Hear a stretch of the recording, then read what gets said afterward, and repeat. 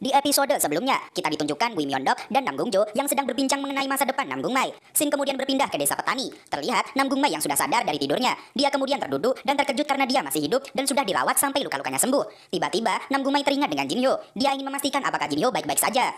Jinhyo, panggil Nam Gungmai sambil berlari keluar rumah untuk mencari Jinhyo. Dan Jinhyo ternyata sudah sehat dan sedang makan pentol dengan adiknya. Kak, kau sudah bangun, ucap Jinhyo sambil menangis dan memeluk Nam Gungmai. Semua teman-teman Nam Gungmai dan juga Yang Jun mulai mendekati Nam Gungmai. Saat mengetahui teman mereka sudah siuman, terlihat juga Tetua Heo yang melihat dari jauh ikut senang karena semua berhasil selamat dalam insiden ini. Sepertinya kau sudah baikan sekarang, ada beberapa luka lebam, tapi tidak ada luka yang berat, ucap Yulreong yang mengecek keadaan Nam Gungmai. Yang Jun ikut senang mendengarnya. Dia lalu bertanya kenapa Nam Gungmai tidak menggunakan suaranya untuk meminta bantuan dan malah melawan mereka sendiri. Itu, aku tidak bisa menggunakannya karena para assassin merusaknya, jawab Nam Gungmai kemudian. Yang Jun kemudian memaklumi keadaan Nam Gungmai dan mereka sangat bersyukur karena semua berhasil selamat. Kelompok pedagang akan kembali berjalan besok pagi. Jadi, Yang Jun meminta semua murid khususnya Nam Gungmai untuk beristirahat dengan cukup dan semua murid pun mengiyakannya. Terlihat Nam Gungmai yang duduk sendirian. Dia masih memikirkan mengenai reverse flow yang akhirnya bisa dia lakukan. Dan sekarang harapan untuk menjadi kuat sudah terbuka lebar untuk Nam Gungmai. Tiba-tiba Mo Yang Bo datang dan menyapa Nam Gungmai. Dia berkata ingin menanyakan sesuatu kepada Nam Gungmai. Nam Gungmai sedikit terkejut dengan itu karena ini adalah pertama kalinya Mo Yang Bo mengajaknya mengobrol berdua. Melihat wajah Mo Yang Bo yang sangat serius, Nam Gungmai malah menjadi takut. Dia takut telah membuat sebuah kesalahan karena Mo Yang Bo memandanginya seperti dia ingin membunuhnya. Mo Yang Bo kemudian memberikan pedang kayu milik Nam Gungmai. Nam Gungmai semakin bingung dengan apa yang diinginkan Mo Yang Bo. Kenapa dia tiba-tiba memberikannya pedang kayu itu? Kudengar kau melawan para assassin dengan pedang kayu ini ya? Tanya Mo Yang Bo dengan terbata-bata dan Nam Gungmai pun mengiyakannya. Nam Gungmai juga melihat pedang besi di punggung Mo Yang Bo yang hanya tersisa 4 buah.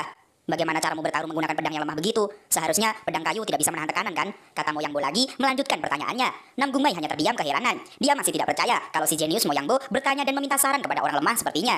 Mereka kemudian duduk di bawah pohon yang teduh. Nam Gungmai memberikan saran untuk menghindari serangan secara langsung. Dan Mo Yang Bo harus mengontrol kinya dan membungkusnya secara perlahan di sekitar pedangnya. Mo Yang Bo kemudian meminjam pedang kayu milik Nam Gungmai. Dia mulai berkonsentrasi dan mencoba mengontrol ki yang ada di pedangnya. Nam Gungmai melihat ke arah teman-temannya yang lain. Mereka tampak masih berusaha menggunakan senjata yang diberikan guru kepada mereka. Seketika Nam Gungmai menyadari kalau guru Myeondok memberikan tugas kepada mereka semua dengan tujuan untuk mengisi kekurangan mereka. Dan tujuan dari latihan ini adalah tugas masing-masing dan pengalaman praktek. Tiba-tiba terlihat pedang kayu Nam Gungmai yang hancur karena energi ki Mo Yang Bo yang terlalu kuat. Mo Yang Bo lalu dengan cepat mengambil pedang besinya dan memberikannya kepada Nam Gungmai sebagai ganti. Dia juga menunduk dan meminta maaf, dan Nam Gungmai pun tidak mempermasalahkannya. Pada hari berikutnya, tampak Nam Gungmai yang sudah bersiap dan memakai bajunya. Meskipun dia belum sembuh sepenuhnya, tapi mereka tidak bisa menunda keberangkatan hanya karena Nam Gungmai. Nam Gungmai lalu mengambil pedangnya dan kemudian keluar. Tampak para pedagang yang sedang menyiapkan semua barang bawaan mereka, dan Wang Heon yang sedang mengatur semuanya. Jangan memaksakan dirimu, bocah Namgung, ucap Tetua Heo yang ternyata berada di samping Nam Gungmai. Nam Gungmai yang mendengar kabar kalau Tetua Heo yang telah menyelamatkan hidupnya, kemudian merunduk dan mengucapkan terima kasih banyak kepada Tetua Heo. Tetua Heo lalu meminta Nam Gungmai untuk mengikutinya. Tapi karena Nam Gungmai masih berada di dalam misi dan teman-temannya sudah menunggunya, dengan sangat berat hati dia menolak ajakan Tetua Heo untuk saat ini. Tapi Nam Gungmai berjanji akan menemui Tetua Heo setelah perjalanan ini. Dia lalu pamit dan kemudian berlari menuju teman-temannya yang lain. Yang Jun yang melihat Nam Gungmai lalu bertanya apakah keadaannya sudah baik-baik saja dan aman untuk berjalan jauh. Dan Nam Gungmai berkata kalau dia sudah tidak apa-apa dan bisa bergerak dengan bebas sekarang. Nam Gungmai jadi merasa tidak enak karena banyak sekali orang yang khawatir dengannya. Ini mungkin cuma latihan praktek, tapi keselamatanmu sendiri itu penting. Camkan itu, perintah Yang Jun kepada semua murid. Dan semua murid pun mengiyakannya. Rombongan pun kemudian berangkat melanjutkan perjalanan. Para penduduk desa tanpa menghantarkan kepergian mereka dan berterima kasih banyak karena sudah banyak membantu warga desa, terutama menyelamatkan para wanita yang diculik. Para murid pun juga tampak senang karena mereka bisa membantu sesama dan membuat orang lain merasa senang. Ayo pergi, ucap Wang Heon yang memberikan aba-aba kepada semua rombongan untuk segera berjalan. Rombongan grup pedagang pun berjalan menyusuri jalan hutan dengan pelan. Sejauh ini, perjalanan masih aman tanpa adanya gangguan sedikit pun. Maaf, aku mau bertanya, kenapa tetua itu masih mengikuti kita? Tanya Wang Heon kepada Yang Jun. Dan saat menoleh ke belakang, Tetua Heo ternyata ikut berjalan bersama grup dagang Sangdan. Entah apa yang ingin dia lakukan. Aku juga tidak tahu, tapi markas Tetua Heo ada di Tainjin. Jadi sepertinya dia akan menuju ke arah yang sama, kata Yang Jun menjelaskan. Tapi Wang Heon malah merasa senang karena mereka akan lebih aman jika Tetua Heo ikut berjalan dengan rombongan dagang mereka. Oh, kau anak dari keluarga Jegal ya? Apakah kamu sedang berlatih Umgong? Tanya Tetua Heo yang tiba-tiba mendekati Jegalmi. Jegalmi menjawab kalau itu benar, tapi dia masih berusaha memahami esensi sebenarnya dari teknik ini. Tetua Heo kemudian berkata kalau Jegalmi sepertinya akan bisa menggunakan teknik ini dengan baik nantinya. Dengan bakat sempurna seperti Jegalmi, mungkin dia akan bisa menggunakan teknik itu dalam waktu 3 tahun. Jegalmi tentu saja terkejut mendengarnya. Apakah benar 3 tahun itu sudah paling cepat? Padahal Jegalmi berencana menguasainya dalam waktu 2 hari saja. Iyalah 3 tahun, Umgong gak mudah untuk dipelajari tahu, jawab Tetua Heo kemudian. Tidak peduli seberapa mudahnya seni bela diri, semua masih bergantung pada usaha dan latihan supaya berhasil. Mana mungkin kau bisa memahaminya dengan mudah? Apa kau pernah berpikir, kenapa guru bodohmu itu memberimu seruling? Kata Tetua Heo kemudian. Seketika Jegalmi tertunduk, dia terlalu meremehkan seni bela diri dan tidak sempat berpikir jauh. Sekarang dia tersadar setelah menerima nasihat dari Tetua Heo. Terkadang orang pintar bisa tertipu dengan triknya sendiri. Coba lihat dari perspektif yang berbeda. Anak muda jegal, kata tetua Heo lagi. Dia lalu berjalan maju meninggalkan Jegalmi dengan tertawa. Sementara Jegalmi masih tertunduk dan berusaha berpikir. Tiba-tiba Yulreong berhenti dan berkata kalau dia merasakan ada sebuah pertarungan di dekat sini. Tetua Heo yang melihatnya sangat takjub dengan kemampuan Yulreong yang memiliki indera yang bagus. Tetua Heo kemudian menggunakan tekniknya untuk melihat siapa yang sedang bertarung itu. Dalam pandangannya terlihat beberapa orang berbaju putih sedang bertarung dengan bandit. Lagi-lagi para bandit, dan yang sedang bertarung dengannya kelihatannya dia adalah murid Sekte Imei, ucap tetua Heo kemudian. Mendengar kata Sekte Imei, Wonpyo terlihat seperti terkejut. Kita lalu dibawa menuju flashback masa lalu saat Wonpyo sedang menyapu di halaman kuilnya. Tiba-tiba dia dikejutkan dengan teman-temannya yang berusaha menaiki pagar untuk melihat sesuatu yang ada di sana. Kenapa mereka ramai-ramai begitu? Bisa-bisanya murid Buddha sangat peduli dengan apa yang terjadi di dunia luar. Tapi tiba-tiba dia dikejutkan dengan seseorang yang ada di belakangnya. Biksu kecil, maaf mengganggu, kata seseorang wanita yang ternyata berasal dari Sekte Imei atau sekte yang memang hanya berisikan para wanita. Wanita itu kemudian tersenyum manis dan membuat Wonpyo menjadi terpesona. Dan ternyata dia tidak sendirian. Di belakangnya masih banyak murid Sekte Imei lain yang berjalan mengikutinya. Wonpyo lalu menunduk dan mempersilahkan mereka lewat. Terlihat para murid Sekte Imei yang tertawa kecil melihat Wonpyo yang salah tingkah. Selain cantik, Wonpyo juga mencium bau mereka yang sangat wangi. Dan sejak saat itu, dia sangat mengidolakan para murid Sekte Imei. Wonpyo lalu memberitahu Namgungmai kalau mereka adalah Sekte Imei. Dan kalau mereka dari Sekte Imei, mereka juga pasti murid dari akademi yang berada di kelas kelinci. Karena kelas kelinci memang dikhususkan untuk murid dari Sekte Imei. Kau tahu kan kalau Sekte Imei itu cuma khusus perempuan? Tanya Namgungmai balik. Bisa-bisanya kau tidak tertarik dengan mereka. Mereka ini Sekte Imei loh, bunga mistik dari wilayah tengah, kata Wonpyo dengan menulis di kertasnya. Namgungmai semakin bingung dengan tingkah laku Wonpyo yang aneh. Ajaran Buddha itu adalah untuk tidak tertarik dengan dunia luar. Tapi kenapa Wonpyo sangat tertarik dengan para wanita dari Sekte Imei? Yulreong kemudian berkata kalau mereka sudah mendekat ke tempat ini. Dan beberapa detik kemudian terlihat beberapa orang yang sedang bertarung. Semua orang sontak melihat ke arah atas dan terkejut dengan kedatangan mereka yang tiba-tiba. Dua orang bandit menghadapi seseorang yang memakai pakaian Sekte Imei. Apa karena terpisah dari rombonganmu, kau jadi ketakutan sekarang? Tanya si bandit sambil tersenyum licik. Bukan cuma penampilanmu saja yang kotor, tapi mulutmu juga, kata si wanita kemudian. Para bandit mulai melompat dan bersiap menyerang gadis itu. Tapi si gadis dengan mudah menangkis serangan mereka sekaligus dengan pedangnya. Tapi karena lengah, para bandit bisa menebas bagian depan si gadis. Alhasil, topinya pun terjatuh. Beraninya kalian mempermainkan wanita, kata si gadis kemudian. Aku, Ahrin, tidak akan memaafkanmu, ucapnya lagi yang sekarang terlihat jelas wajah aslinya. Para bandit terkejut melihatnya. Bahkan, semua orang yang ada di sana terkejut melihat wajah asli di balik topi Sekte Imei. Anjim, terdengar suara seseorang berkata-kata kotor dari arah belakang Namgungmai. Dan ternyata itu adalah Wonpyo yang keceplosan. Wonpyo panik karena saking terkejutnya dia sampai berbicara dan gagal melaksanakan ajaran keheningannya. Kukira setidaknya dia cantik karena wajahnya tertutup kain. Tapi aku jadi pengen muntah sekarang. Ternyata dia seorang ladyboy, ucap si bandit yang menghina Ahrin. Nah, kalau kalian penasaran si Ahrin ini wanita beneran atau memang laki-laki? Jawabannya adalah wanita asli. Dan kenapa wajah Ahrin menjadi seperti laki-laki? Ada penjelasannya di chapter belakang. Jadi tunggu saja. Mendengar hinaan dari para bandit tentang penampilan fisiknya, Ahrin menjadi mengamuk. Dia mulai mengeluarkan aura ki yang sangat luar biasa dari tubuhnya. Tapi tiba-tiba, Namgungmai datang dan berdiri di depan Ahrin. Jangan mengatakan hal yang tidak sepantasnya kalian katakan pada perempuan, ucap Namgungmai dengan gagah berani. Seketika, Ahrin jatuh cinta kepada Namgungmai. Dia adalah lelaki termaco dan pemberani yang pernah Ahrin temui. Karena dia menyebut dirinya perempuan, seharusnya dia memang seorang perempuan kan? Tanya Namgungmai dalam hati yang juga masih ragu. Teman si bandit kemudian membisikkan sesuatu kepada temannya. Dia memberitahu kalau di samping mereka ada rombongan grup dagang yang membawa banyak barang bagus. Aku merasa sangat kesal ketika melihat wajahnya, tapi ternyata ada banyak barang bagus di sini. Kalau kalian gak mau mati, tinggalkan semua barang kalian dan pergilah, ucap si bandit kemudian. Namgungmai yang merasa situasi mulai genting, lalu bermaksud menarik pedangnya dan melawan para bandit. Tapi Ahrin tiba-tiba maju di depan Namgungmai dan menahannya mengeluarkan senjata. Ini sangat berbahaya, mundurlah, ucap Ahrin dengan wajah yang masih merah. Kita dibawa menuju flashback masa kecil Ahrin saat dia sedang berusia 5 tahun. Terlihat Ahrin kecil yang sedang duduk di depan toko daging milik ibunya. Tiba-tiba ibunya memanggilnya untuk masuk. Ahrin pun segera berdiri dan berjalan masuk toko untuk menghampiri ibunya. Ternyata si ibu meminta Ahrin untuk segera berkemas karena dia akan dikirim ke Sekte Imei dan belajar ilmu bela diri di sana. Di mana ayah? Tanya Ahrin. Lagi-lagi kau berbicara dengan suara yang lemah, jawab si ibu dengan lantang. Dan ternyata wajah ibunya memang sangat mirip dengan Ahrin yang sekarang. Ibunya lalu mendekati Ahrin dan menatap matanya. Ingat apa yang ibu katakan padamu. Laki-laki itu lemah dengan yang kuat dan kuat kepada yang lemah. Semua laki-laki seperti itu, termasuk ayahmu juga. Jadi kau harus menjadi kuat mulai sekarang. Jelas ibu. Tapi apakah ada laki-laki yang lemah tapi tidak pernah menyerah kepada yang kuat demi melindungi seseorang? Tanya Ahrin pelan. Kalau ada laki-laki seperti itu, kau harus buat dia menjadi milikmu, kata ibu kepada Ahrin dengan tatapan tajam. Dan sekarang, laki-laki itu sudah berada di depan Ahrin. Namgungmai sedang lemah dan sakit, tapi dia tidak menyerah menghadapi bandit demi melindungi Ahrin. Ahrin lalu maju dan menahan Namgungmai untuk tidak bertarung. Ini sangat berbahaya, mundurlah, kata Ahrin kepada Namgungmai dengan wajah yang masih memerah. Ahrin berkata lagi kepada Namgungmai kalau dia akan mengurus ini semua. Jadi, Namgungmai harus kembali ke rombongannya dan berlindung. Tiba-tiba, si bandit mulai melompat dan menyerang Ahrin. Bandit-bandit yang lain juga mulai keluar dan melompat untuk menyergap grup pedagang dan merampas barang-barang bawaan mereka. "Grup Sa, bersiap untuk bertarung," teriak Yang Jun kepada semua murid-muridnya. Mo Yang Bo mulai menarik pedangnya dan menangkis serangan salah satu bandit. Saat pedangnya hampir hancur lagi, dia teringat kata-kata Nam Gung Mai untuk mengontrol ki-nya. Tapi dia masih kesulitan untuk melakukan itu. Mo Yang Bo sudah terbiasa meluapkan semua ki-nya pada pedangnya. Tapi Mo Yang Bo memiliki ide lain. Dia melemparkan pedangnya ke atas dan membuat si bandit mental ke belakang. Dia lalu mengambil pedangnya yang lain dan maju lagi menyerang si bandit. Dia memiliki ide untuk mengganti pedangnya sebelum pedang itu hancur. Setelah melakukan serangan, dia kembali melemparkan pedangnya ke udara dan mengambil pedangnya yang lain di tasnya. "Bajingan kecil ini sudah gila. Kau kelihatan seperti serangga," teriak si bandit yang mulai maju dan menyerang Mo Yang Bo. Tapi kembali Mo Yang Bo menangkis serangan itu dan melemparkan pedangnya ke udara. Mo Yang Bo lalu bergerak cepat dan ikut melompat ke udara untuk mendapatkan posisi yang menguntungkan. Dan saat memiliki kesempatan, dia mengambil salah satu pedangnya dan mulai maju menyerang dengan jurus Swordsmanship Lightning Strike miliknya. Serangan mendadak dari posisi riskan itu membuat si bandit tidak bisa menangkis dan menghindarinya. Alhasil, pedang Mo Yang Bo berhasil menusuk dada si bandit sampai dia terluka. "Akhirnya aku menemukan jalanku sendiri," kata Mo Yang Bo dalam hati sambil tersenyum. Terlihat dua bandit yang juga mulai menyerang Jegalmi. Jegalmi masih saja menggunakan jurus Sonic Attack yang bahkan tidak bisa melukai para bandit sedikit pun. Sementara dia hanya bisa mendorong mereka mundur. Tapi dia juga mulai berpikir kenapa guru Bui Myeondok memberinya seruling itu untuk senjatanya. Seketika, Jegalmi menyadari sesuatu. Dia memandangi seruling miliknya yang ternyata bukan sekedar seruling bambu biasa. Seruling itu terbuat dari kumpulan bambu hitam. Dan karena kekuatannya dan elastabilitasnya sama seperti baja, bambu hitam itu adalah bahan yang sangat langka. Jegalmi kemudian mengeluarkan energi ki miliknya. Dia bermaksud menggunakan seruling itu sebagai alat pemukul. Karena seruling itu terbuat dari bahan yang kuat, seruling itu tidak mungkin hancur. Para bandit mulai berteriak dan maju menghajar Jegalmi. Jegalmi lalu melayangkan serulingnya dan mengibaskannya layaknya sebuah pedang, membuat para bandit terlempar dan mental ke belakang. "Kan bisa juga digunakan begini," kata Jegalmi dalam hati yang kesenangan.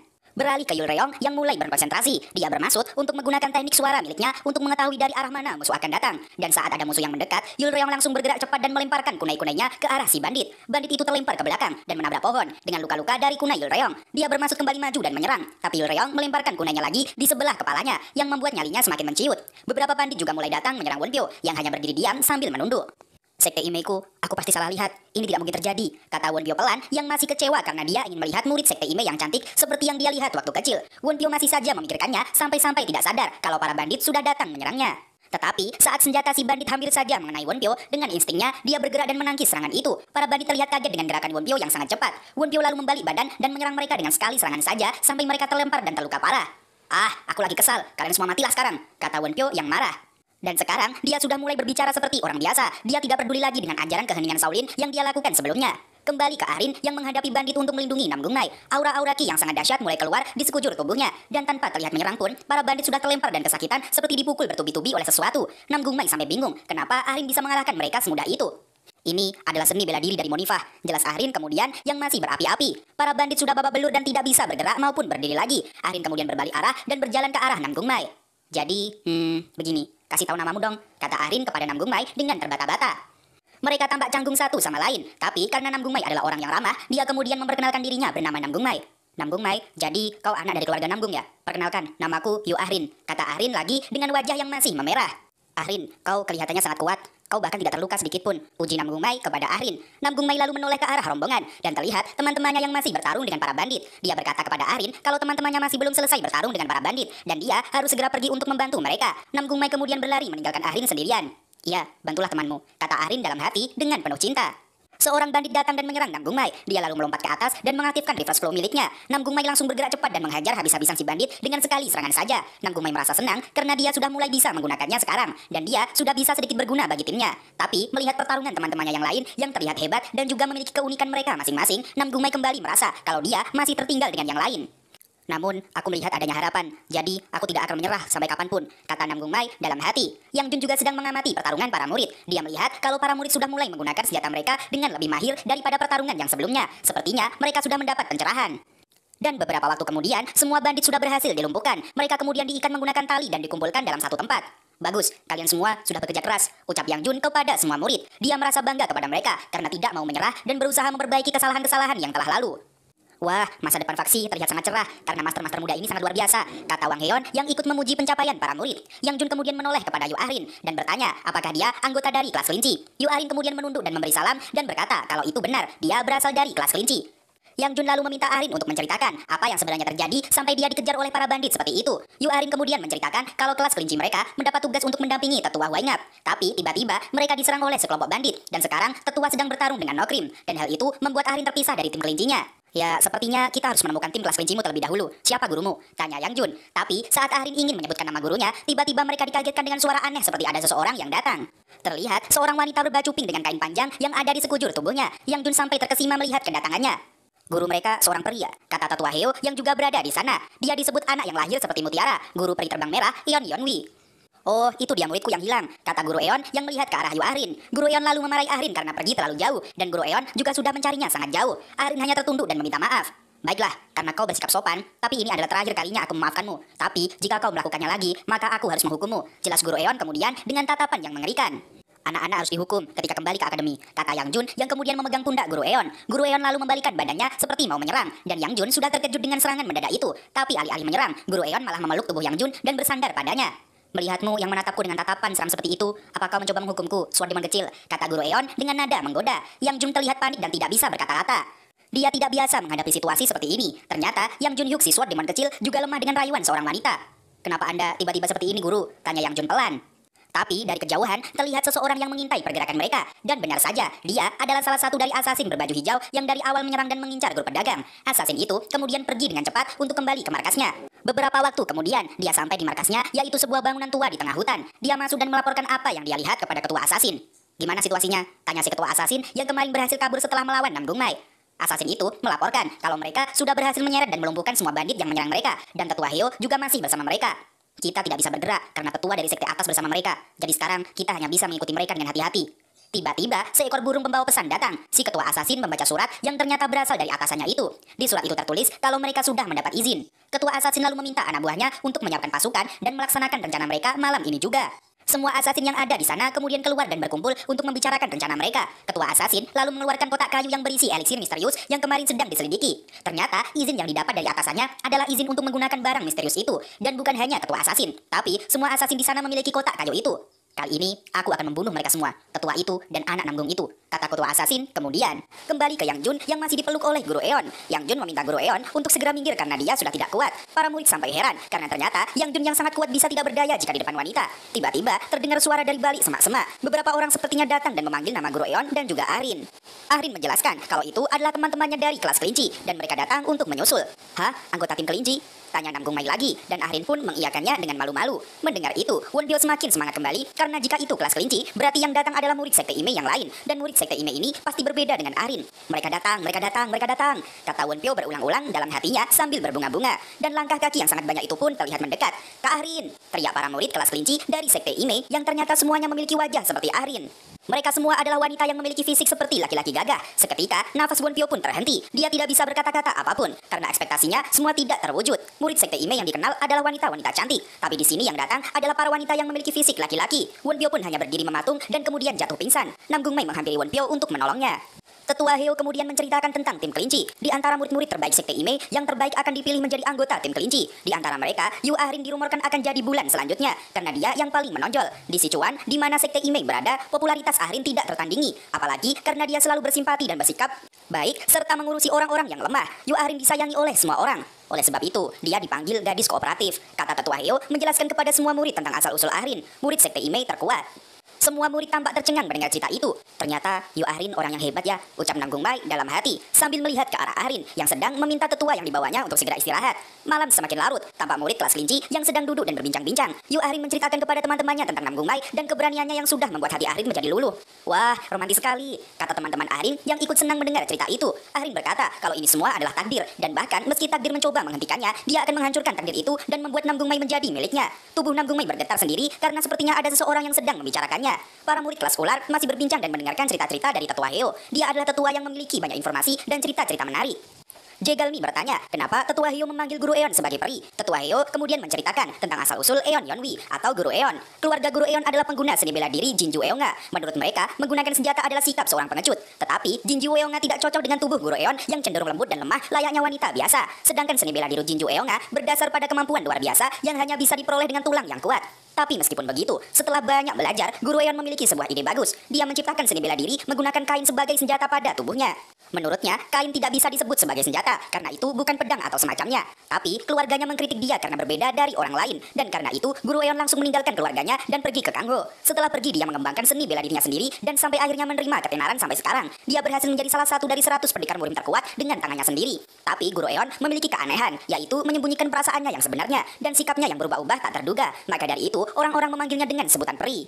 Malam semakin larut, para rombongan tampak masih bangun dan mulai minum-minum dan menghangatkan diri mereka. Di kejauhan, tampak Yang Jun dan Guru Eon yang sedang berbincang tentang para asasin yang mengincar rombongan pedagang. Guru Eon bertanya kepada Yang Jun apakah asasin itu akan muncul lagi. Dan Yang Jun menjawab kalau kemungkinan besar mereka akan keluar lagi. Tapi Guru Myeondok berkata kepada Yang Jun kalau Yang Jun sendiri pasti bisa mengatasi asasin-asasin itu. Tapi sebenarnya Yang Jun juga masih ragu. Guru Eon yang mendengar nama Gui Myeondok sangat penasaran dan ingin melihat sang legenda yang sebenarnya. Guru Eon berkata kalau dia mempunyai tanggung jawab untuk melindungi kelas kelinci dan juga tetua Huayangpa. Jadi, sepertinya dia tidak akan banyak membantu. Yang Jun sangat berterima kasih kepada Guru Eon atas bantuannya. Tidak, aku berpikir, aku mungkin bisa jadi suka denganmu duluan kalau aku membantumu, kata Guru Eon dengan wajah menggodanya. Yang Jun pun hanya bisa diam dan tidak tahu jalan pikiran Guru Eon yang aneh.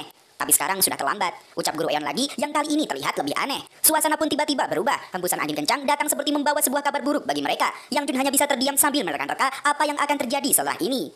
Terlihat para asasin yang datang menyerang dengan membawa senjata dan kekuatan penuh mereka. Yang Jun merasakan pergerakan mereka sangat lincah. Mereka adalah musuh yang sangat susah untuk dihadapi oleh anak-anak. Jadi Yang Jun harus mulai bergerak dan menangani mereka. Guru Eon berkata kalau dia akan menuju ke arah murid-muridnya dan melindungi mereka. Yang Jun dan Guru Eon kemudian mulai bergerak cepat dan maju. Di waktu yang bersamaan, Tetua Heo merasakan kehadiran asasin-asasin itu. Dia lalu berteriak dan memberi isyarat kalau para asasin itu sudah datang lagi. Rombongan mereka sekarang sudah dikepung oleh para asasin dari semua arah. Mereka semua berlari sangat cepat mengelilingi rombongan itu. Ketua asasin tiba-tiba melompat dan terbang dengan cepat ke arah Nam Gung Mai. Dia bersiap menusukkan dengan pisau karena masih merasa dendam dengan kekalahannya dengan Nam Gung Mai tempo hari. Tapi Tetua Heo bergerak dengan cepat dan menangkis serangan itu dengan tongkat kayunya. Nam Gung Mai sekarang baru tersadar kalau dia adalah asasin yang dilawannya kemarin. Sebelumnya kalian bersembunyi seperti tikus, tapi sekarang mau langsung menyerang seperti ini ya? Tanya Tetua Heo. Akan kutunjukkan apa yang tikus seperti kami bisa lakukan, jawab si ketua asasin yang memberi ancaman. Dia lalu berteriak dan memanggil teman-temannya yang lain untuk keluar. Para asasin yang lain mulai keluar dan maju dengan cepat menyerang para murid kelas ular. Para murid mulai khawatir karena mereka sangatlah banyak, bukan hanya di kekuatan, tapi para murid juga kalah jumlah. Nam Gung Mai sampai bingung harus melawan yang mana terlebih dahulu. Cepat berpencar, prioritas utama kita adalah melindungi tetua, teriak Jegalmi menyadarkan teman-temannya. Seketika, semua tersadar dari lamunannya. Mereka langsung bergerak cepat ke arah grup pedagang untuk melindungi mereka. Yang Jun tampak tersenyum melihat perkembangan para murid. Berkat latihan praktek ini, mereka semua bisa merespon dengan cepat sekarang. Yang Jun mulai mengeluarkan pedangnya dan maju menyerang. Dengan sekali tebasan saja, dia berhasil melumpuhkan beberapa asasin sekaligus. Seorang asasin tampak maju dan berusaha menyerang para pedagang. Tapi Mo Yangbo sudah berada di sana dan menangkis serangan si asasin. Dia kemudian mendorong si asasin mundur agar tidak mendekati para pedagang. Sekarang, Mo Yangbo harus menghadapi 5 asasin sekaligus. Para asasin mulai bergerak cepat dan mengelilingi Mo Yangbo. Mereka lalu menusukkan pedang secara bersamaan. Tapi Mo Yangbo sudah berhasil melompat ke atas dan menghindar. Para asasin sampai terkejut melihat Mo Yangbo yang ternyata bisa bergerak dengan sangat cepat. Mo Yangbo memasang kuda-kuda di udara dan bersiap menggunakan teknik Changcheong Swordsmanship-nya. Dia meluncur ke bawah dengan serangan yang sangat dahsyat. Tapi para asasin menangkisnya secara bersamaan. Dan hal itu membuat serangan Mo Yangbo terhenti. Mo Yangbo sedikit khawatir karena para asasin itu sangat kuat. Apalagi mereka berlima. Mo Yangbo akan sangat kesulitan dibuatnya. Tapi dia tidak mau menyerah. Dia akan memanfaatkan semua jurus dan teknik yang dia punya. Dan meskipun sedikit, dia harus lebih unggul dari mereka. Mo Yangbo maju dan menebas salah satu asasin dengan cepat. Dia harus melumpuhkan mereka satu persatu. Karena jika Mo Yangbo menghadapi mereka sekaligus, sudah pasti dia akan kalah. Di tempat lain, tampak seorang asasin yang tidak bisa menggerakkan badannya sendiri. Terlihat benang-benang merah yang mengikat semua persendiannya. Asasin itu lalu maju dan menebas teman-temannya sendiri dengan pedangnya. Asasin yang lain sampai bingung dengan apa yang terjadi. Ternyata, di atasnya tampak Guru Eon yang menggunakan jurus benangnya untuk mengendalikan si asasin layaknya sebuah boneka. Guru Eon lalu turun dengan cepat dan duduk di atas pundak si asasin. Dan tanpa berkata-kata, dia langsung memutar lehernya sampai si asasin tewas seketika. Hai kelinci, apa yang seharusnya kalian lakukan? Tanya Guru Eon kepada semua murid-muridnya. Kami harus mendampingi tetua dengan aman, jawab semua murid yang siap siaga dan membentuk formasi mengelilingi tetua Huayangpa. Di sisi lain, terlihat tetua Heo yang sedang bertarung sengit dengan si ketua asasin. Ini semua tidak berguna, lihatlah, bahkan bawahanmu tidak bisa menghadapi anak-anak kecil itu, kata tetua Heo kepada ketua asasin. Terlihat memang para murid lebih mendominasi pertarungan dan lebih unggul daripada para asasin meskipun mereka kalah jumlah. Si ketua asasin mengerti sekarang, bahkan bukan hanya tetua Heo yang berbahaya di sini, para murid juga sudah bertambah kuat sekarang. Tetua Heo menyerang si ketua asasin dengan santainya, sampai ketua asasin kewalahan dan bahkan terpental ke belakang. Kau adalah tetua dari salah satu klan terbaik, jadi mereka mungkin adalah murid yang terbaik dari masing-masing klan mereka kan? Tanya si ketua asasin. Sekarang kau sudah paham situasinya kan? Apa kau mau menyerah dan kabur lagi? Kata tetua Heo memprovokasi. Tapi si ketua asasin berkata kalau dalam penyerangan mereka kali ini, mereka sudah menyiapkan semuanya termasuk rencana cadangan. Terlihat Yang Jun yang dengan gesit menebas para asasin yang ada di depannya. Guru Eon juga menari-nari dengan kainnya. Tapi tariannya bukanlah sembarang tarian biasa. Setiap orang yang terkena kain selendangnya akan mendapat luka seperti tertusuk oleh sebuah pedang yang tajam. Perpaduan serangan antara dua pendekar tingkat atas di Murim Lake sangat menakjubkan. Mereka bergerak dengan sangat ringan, ke kanan, ke kiri, melompat, semua musuh di depan mereka dikalahkan dengan mudahnya. Kita ini pasangan yang cocok kan? Kenapa kita tidak menangani babak selanjutnya bersama-sama juga? Kata Guru Eon yang masih sempat-sempatnya menggoda Yang Jun. Ini bukan waktunya bercanda Guru Eon Wi, jawab Yang Jun dengan datarnya. Terlihat para asasin yang tergeletak tak bernyawa setelah melawan Yang Jun dan juga Guru Eon. Nam Gung Mai sampai merasa kagum melihatnya. Dari 50 asasin hanya tersisa 10 saja yang masih bertahan. Sungguh kekuatan para guru memang tidak bisa diremehkan. Tapi Nam Gung Mai juga tidak mau kalah. Dia lalu mengambil kuda-kudanya dan melakukan jurus Twin Dragon Twister Transformation-nya untuk melumpuhkan asasin yang ada di dekatnya. Dalam hati Nam Gung Mai sudah merasa kalau kemenangan berada di pihak mereka. Tapi tiba-tiba ketua asasin mulai berteriak kepada semua anak buahnya. Dia meminta mereka untuk makan pil misterius yang sudah mereka punyai. Seketika para asasin mengeluarkan pil ungu mereka dan memakannya. Tetua Hyo heran dengan apa yang mereka lakukan dan penasaran dengan apa yang mereka makan. Seketika Yang Jun dan Tetua Hyo ingat dengan kotak misterius berisi eliksir aneh itu. Sepertinya yang dimakan oleh para asasin adalah benda itu. Tubuh para asasin terlihat semakin membesar dan aura-aura ungu terpancar di seluruh badan mereka. Mereka sekarang bukan seperti manusia lagi, melainkan seekor monster yang tidak mempunyai akal. Para asasin yang tersisa dan sempat menelan pil itu mengalami gejala yang sama. Badan mereka membesar dan sekarang mereka mengepung para murid. Jegalmi mulai tersadar kalau yang mereka makan tadi sama persis seperti yang ada di kotak kayu kemarin. Salah satu asasin mulai bergerak. Dia maju dengan cepat, bahkan sampai Jegalmi pun tidak bisa melihat pergerakannya. Asasin itu maju menyongsong Wonpyo. Wonpyo mencoba menahan pukulan itu dengan nunchakunya. Tapi ternyata kekuatan si asasin bertambah berkali-kali lipat dari sebelumnya. Wonpyo sampai terlempar jauh dan terpental karena tidak bisa menahan pukulan itu. Sampai-sampai tubuhnya pun menabrak gerobak para pedagang sampai hancur. Jegalmi sangat terkejut melihat itu. Wonpyo yang terkenal mahir bisa terlempar sampai terluka sejauh itu. Dia jadi kuat setelah memakan eliksir itu, kata Nam Gung Mai dalam hati. Jegalmi lalu meminta Yulreong untuk melihat kondisi Wonpyo yang sepertinya terluka parah. Seketika Jegalmi mulai gelisah. Musuh yang dihadapi ini tidak sama dengan para asasin yang tadi. Mereka berubah drastis dan seperti kehilangan akal, sama persis seperti Nam Gung Mai dulu. Sin berpindah ke Noxalgo, di mana di sana ada markas para asasin berada. Tampak salah satu asasin yang datang dan menghadap ketua mereka. Dia berkata kalau dia memiliki keraguan tentang misi kali ini. Si ketua berkata kalau dia tidak perlu khawatir. Mereka cuma hanya harus melakukan pekerjaan dengan baik. Si asasin mengerti akan hal itu. Dia juga berkata sudah bekerja untuk grup dagang Jangcheon selama 2 tahun. Tapi dia merasa kalau barang yang mereka perdagangkan sangat berbahaya. Ketua berkata kalau itu memang benar. Barang itu sangat berbahaya tapi juga menarik. Segera setelah seseorang meminumnya, kekuatannya akan meningkat pada taraf yang berbeda. Itu membuat kuat dan mengkonsumsi semangat hidup. Dan pil itu sudah tercipta khusus untuk para asasin. Blood Explosion Elixir. Hari ketika elixir ini menyebar ke seluruh dunia Murin adalah hari di mana kedamaian akan berakhir, ucap ketua asasin sambil tertawa lepas. Kembali ke para asasin yang masih mengamuk setelah menelan Blood Explosion Elixir. Mereka terlihat semakin kuat dan ganas. Ketua Hyo sampai heran melihat keadaan aneh di depannya itu. Hahaha, aku penasaran, apakah kau masih bisa melawan orang-orangku? Kata ketua asasin yang kemudian pergi dengan cepat meninggalkan ketua Hyo. Jegalmi melompat untuk menghadapi salah satu asasin, tapi asasin itu terlalu cepat sampai Jegalmi yang terkenal lincah pun sulit untuk menghindar. Sementara si asasin tidak mau mengendorkan serangannya sama sekali. Dia maju dan memukul Jegalmi sampai dia terlempar ke belakang. Jegalmi berteriak kesakitan karena pukulan telak itu. Bahkan dia sampai memuntahkan cairan merah. Tapi Moyangbo datang dengan cepat dan menangkap Jegalmi sebelum dia benar-benar terjatuh. Jegalmi menyadari pada level mereka saat ini, mereka bukanlah tandingan bagi para asasin yang mengamuk ini. Dilihat dari kekuatannya, mereka bahkan sudah mencapai alam puncak. Tidak bisa dipercaya bahwa hanya dengan menelan satu pil, tingkatan mereka langsung meningkat secara instan. Bahkan Yang Jun dan Guru Eon pun terlihat kewalahan. Padahal sebelumnya mereka sudah bisa menumbangkan puluhan asasin sekaligus. Beraninya kalian yang bergantung pada eliksir mengamuk, teriak ketua Hyo yang kemudian mengeluarkan jurusnya dan bertarung secara serius. Satu serangan dari ketua Hyo bahkan bisa membuat 3 orang asasin berkekuatan super terdorong ke belakang.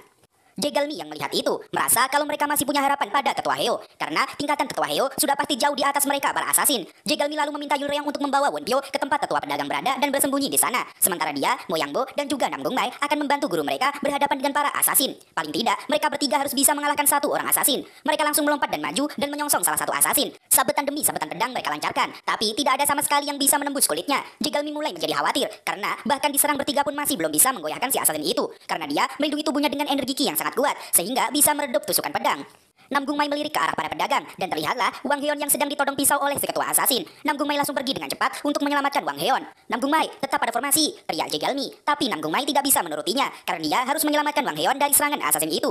Meskipun sedikit gugup, Nam Gung Mai tetap maju dan menyongsong si asasin dengan cepat. Hehehe, kena kau bocah, kata si ketua asasin yang ternyata memang sengaja menjebak Nam Gung Mai agar mendekat ke arahnya. Nam Gung Mai seketika menyadari kalau dia sudah dijebak, tapi dia tetap maju dan menyerang ketua asasin. Ternyata ketua asasin itu sudah menyiapkan pedang lain di tangan kanannya untuk menangkis serangan mendadak Nam Gung Mai. Dan saat Nam Gung Mai lengah, dia menusukkan pedangnya ke pundak Nam Gung Mai sampai dia kesakitan. Nam Gung Mai hampir saja terjatuh, tapi dia segera menggerakkan kakinya dan melompat ke belakang untuk menjaga jarak.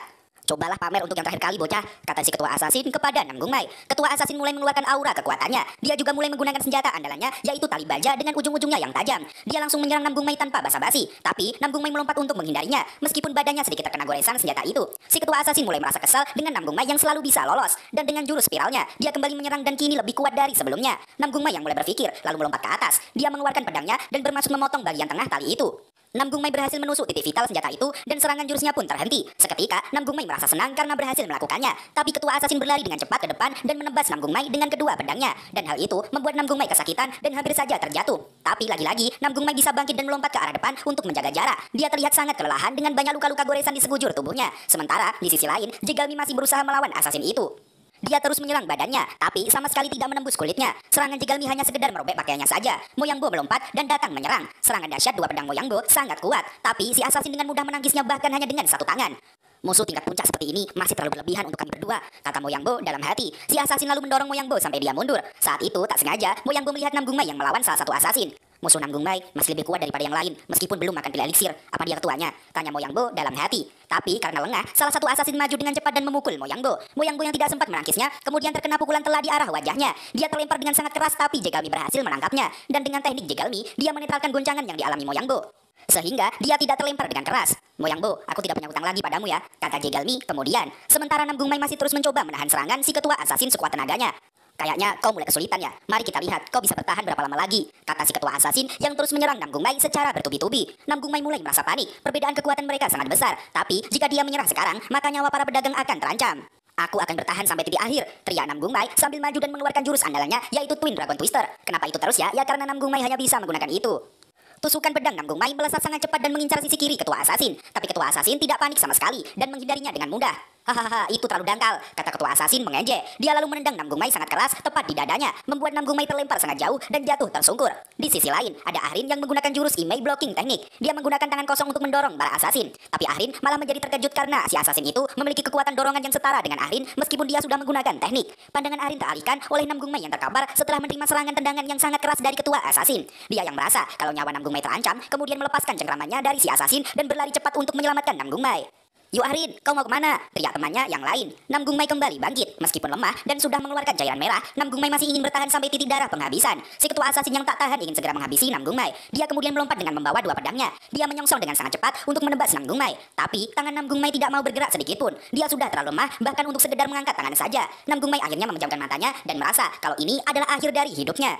Terlihat Jegalmi yang terkejut saat mendengar teriakan. Cairan merah terlihat memuncrat di depan Nam Gung Mai. Tapi ternyata itu bukan berasal dari Nam Gung Mai yang terluka. Itu adalah luka yang dialami oleh Ahrin karena dia berusaha melindungi Nam Gung Mai dari tebasan ketua asasin. Nam Gung Mai terkejut melihat itu. Dia tidak menyangka kalau Ahrin datang untuk melindunginya. Tubuh Ahrin mulai sempoyongan dan tidak kuat lagi untuk berdiri setelah menerima serangan tebasan itu. Tampaknya aku memilih pria yang baik, kata Ahrin yang kemudian jatuh tersungkur di samping Nam Gung Mai. Tak bisa aku percaya, dia membiarkan dirinya teriris pisau demi menyelamatkanmu. Bukankah itu yang disebut kematian sia-sia? Kata ketua asasin yang kemudian memprovokasi Nam Gung Mai dan bermaksud membuatnya putus asa.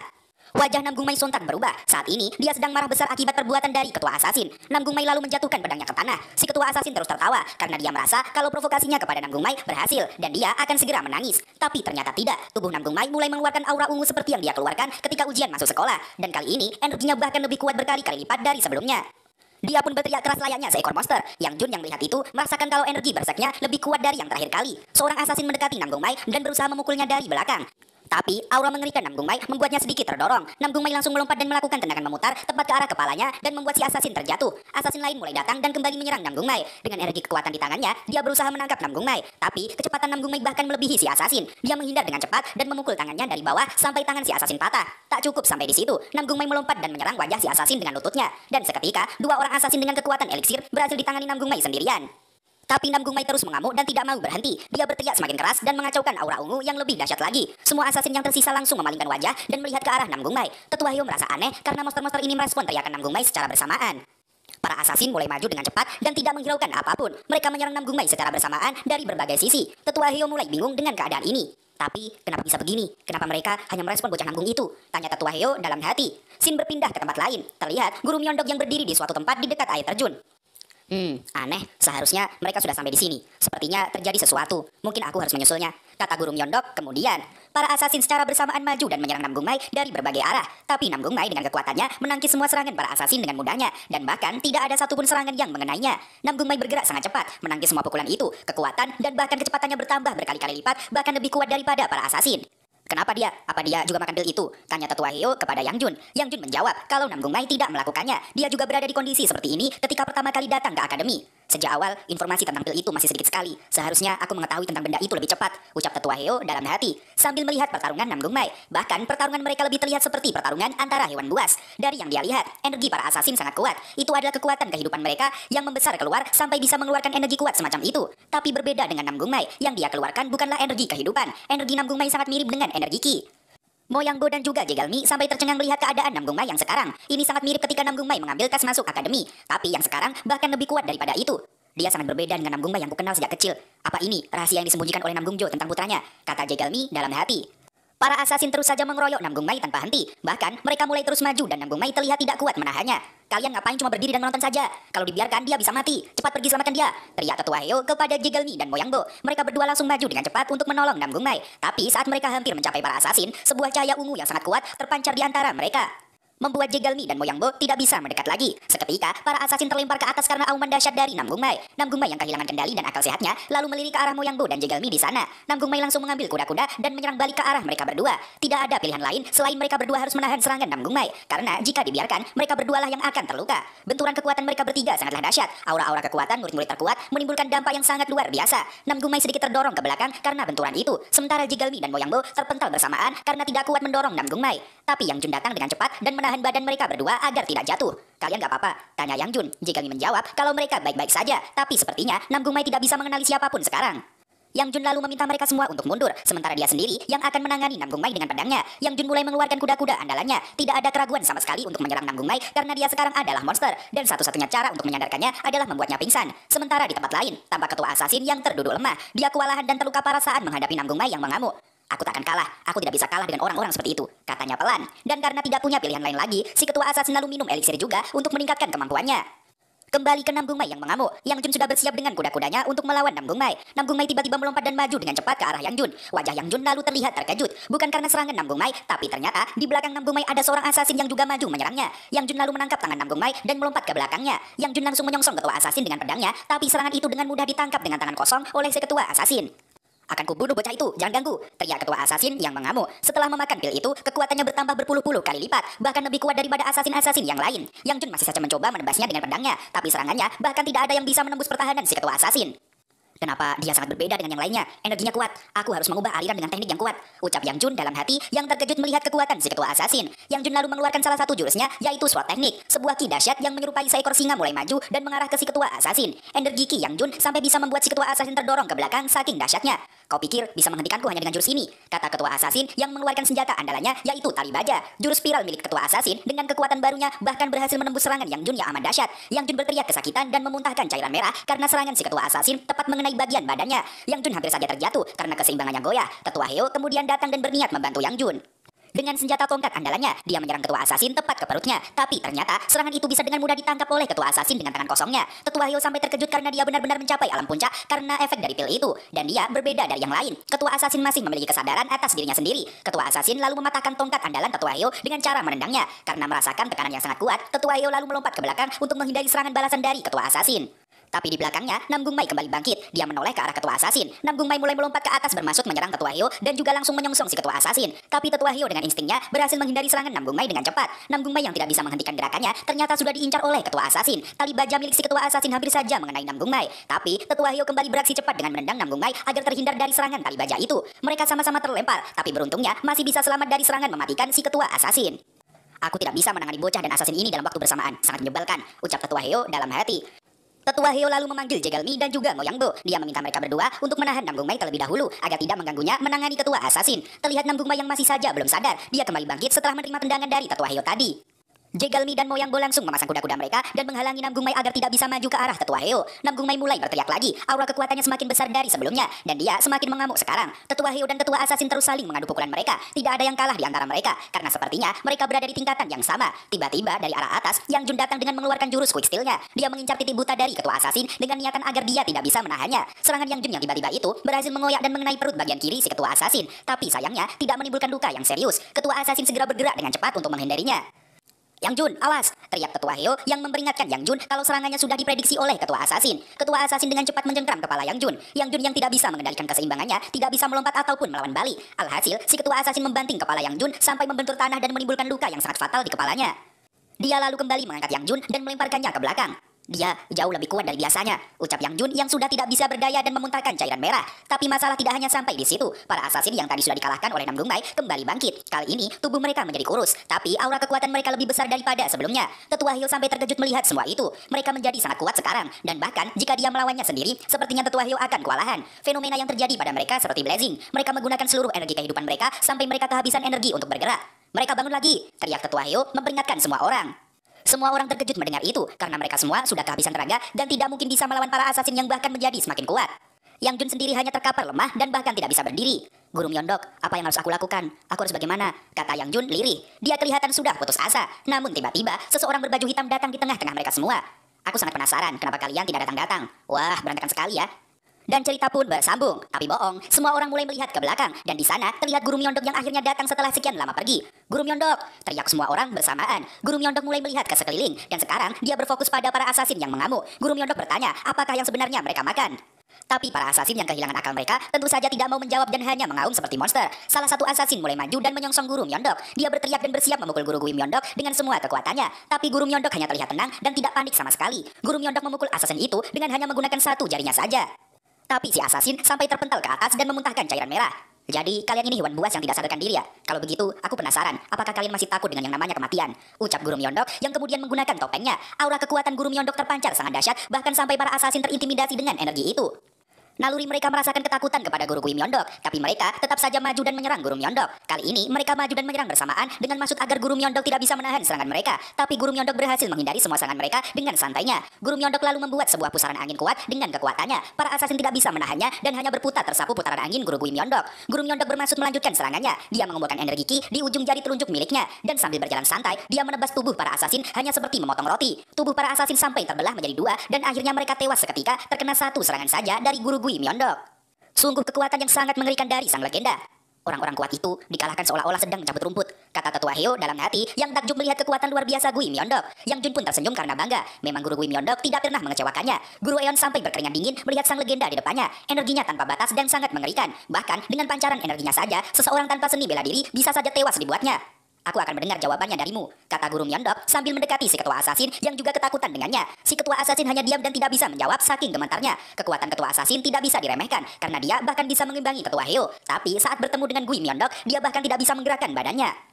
Apa? Kau nggak bisa ngomong ya? Tanya Guru Myeondok sambil mendekatkan wajahnya ke ketua assassin. Guru Myeondok dengan kemampuannya lalu menyerap semua energi gelap milik si ketua assassin. Dan sampai akhirnya energi itu habis. Si ketua assassin berubah kembali menjadi dirinya sendiri. Guru Myeondok terus mengancamnya dan memintanya untuk segera menjawab pertanyaannya. Mo Yang Bo dan Jegalmi yang melihat dari jauh ikut gemetaran karena mereka pertama kalinya melihat kemampuan asli dari guru mereka.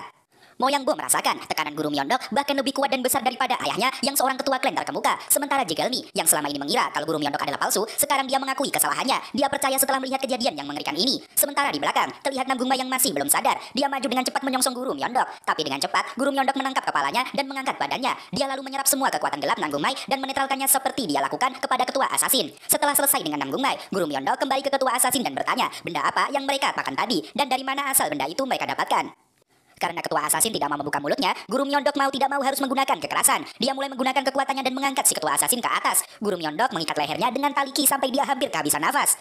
Guru Myeondok terus mengangkatnya dan kembali menanyakan pil yang dia makan. Dan karena sudah diambang kematian, si ketua assassin berkata kalau itu adalah blood explosion elixir dan dia mendapatkannya dari Noxalgo. Dan setelah menyelesaikan kata-katanya, Guru Myeondok kemudian menghancurkan kepala si ketua assassin sampai dia tewas seketika. Guru Myeondok lalu berjalan kembali dengan bajunya yang berlumuran cairan merah. Dan kita diperlihatkan Nam Gung Mai yang masih berada dalam alam bawah sadarnya. Dia semakin tenggelam dalam lautan kegelapan yang tak berujung. Sebuah energi aneh dalam diri Nam Gung Mai mulai membesar dan berusaha menguasai dirinya. Kau gagal melindungi orang-orang yang ada di depanmu. Siapa yang kau lindungi? Kau tidak bisa mengendalikan amarahmu. Dan kau memilih untuk menjadi monster. Kau tidak bisa melindungi dirimu sendiri. Dan kau tidak akan bisa memenuhi ekspektasi semua orang. Kata sisi gelap dari Nam Gung Mai yang berusaha meracuni pikirannya. Semua tekanan mulai datang silih berganti. Bayangan-bayangan akan semua orang yang selalu meremehkannya selalu kembali. Aura gelap dari diri Nam Gung Mai mencoba membuatnya frustasi dan merubahnya menjadi seekor monster. Tapi dalam keputusasaan Nam Gung Mai, dari balik bayangan-bayangan itu, seseorang muncul dan mendekatinya. Seberapa jauh kau akan masuk ke dalam? Berhentilah sekarang dan bangun, kata Guru Myeondok yang kemudian menyadarkan Nam Gung Mai dari tekanan aura gelap yang ada di dalam dirinya. Nam Gung Mai tiba-tiba terbangun dari pingsannya dan dia sudah berada di sebuah kamar untuk dirawat. Dan ternyata di samping Nam Gung Mai sudah ada Ahrin yang ingin membersihkan badannya.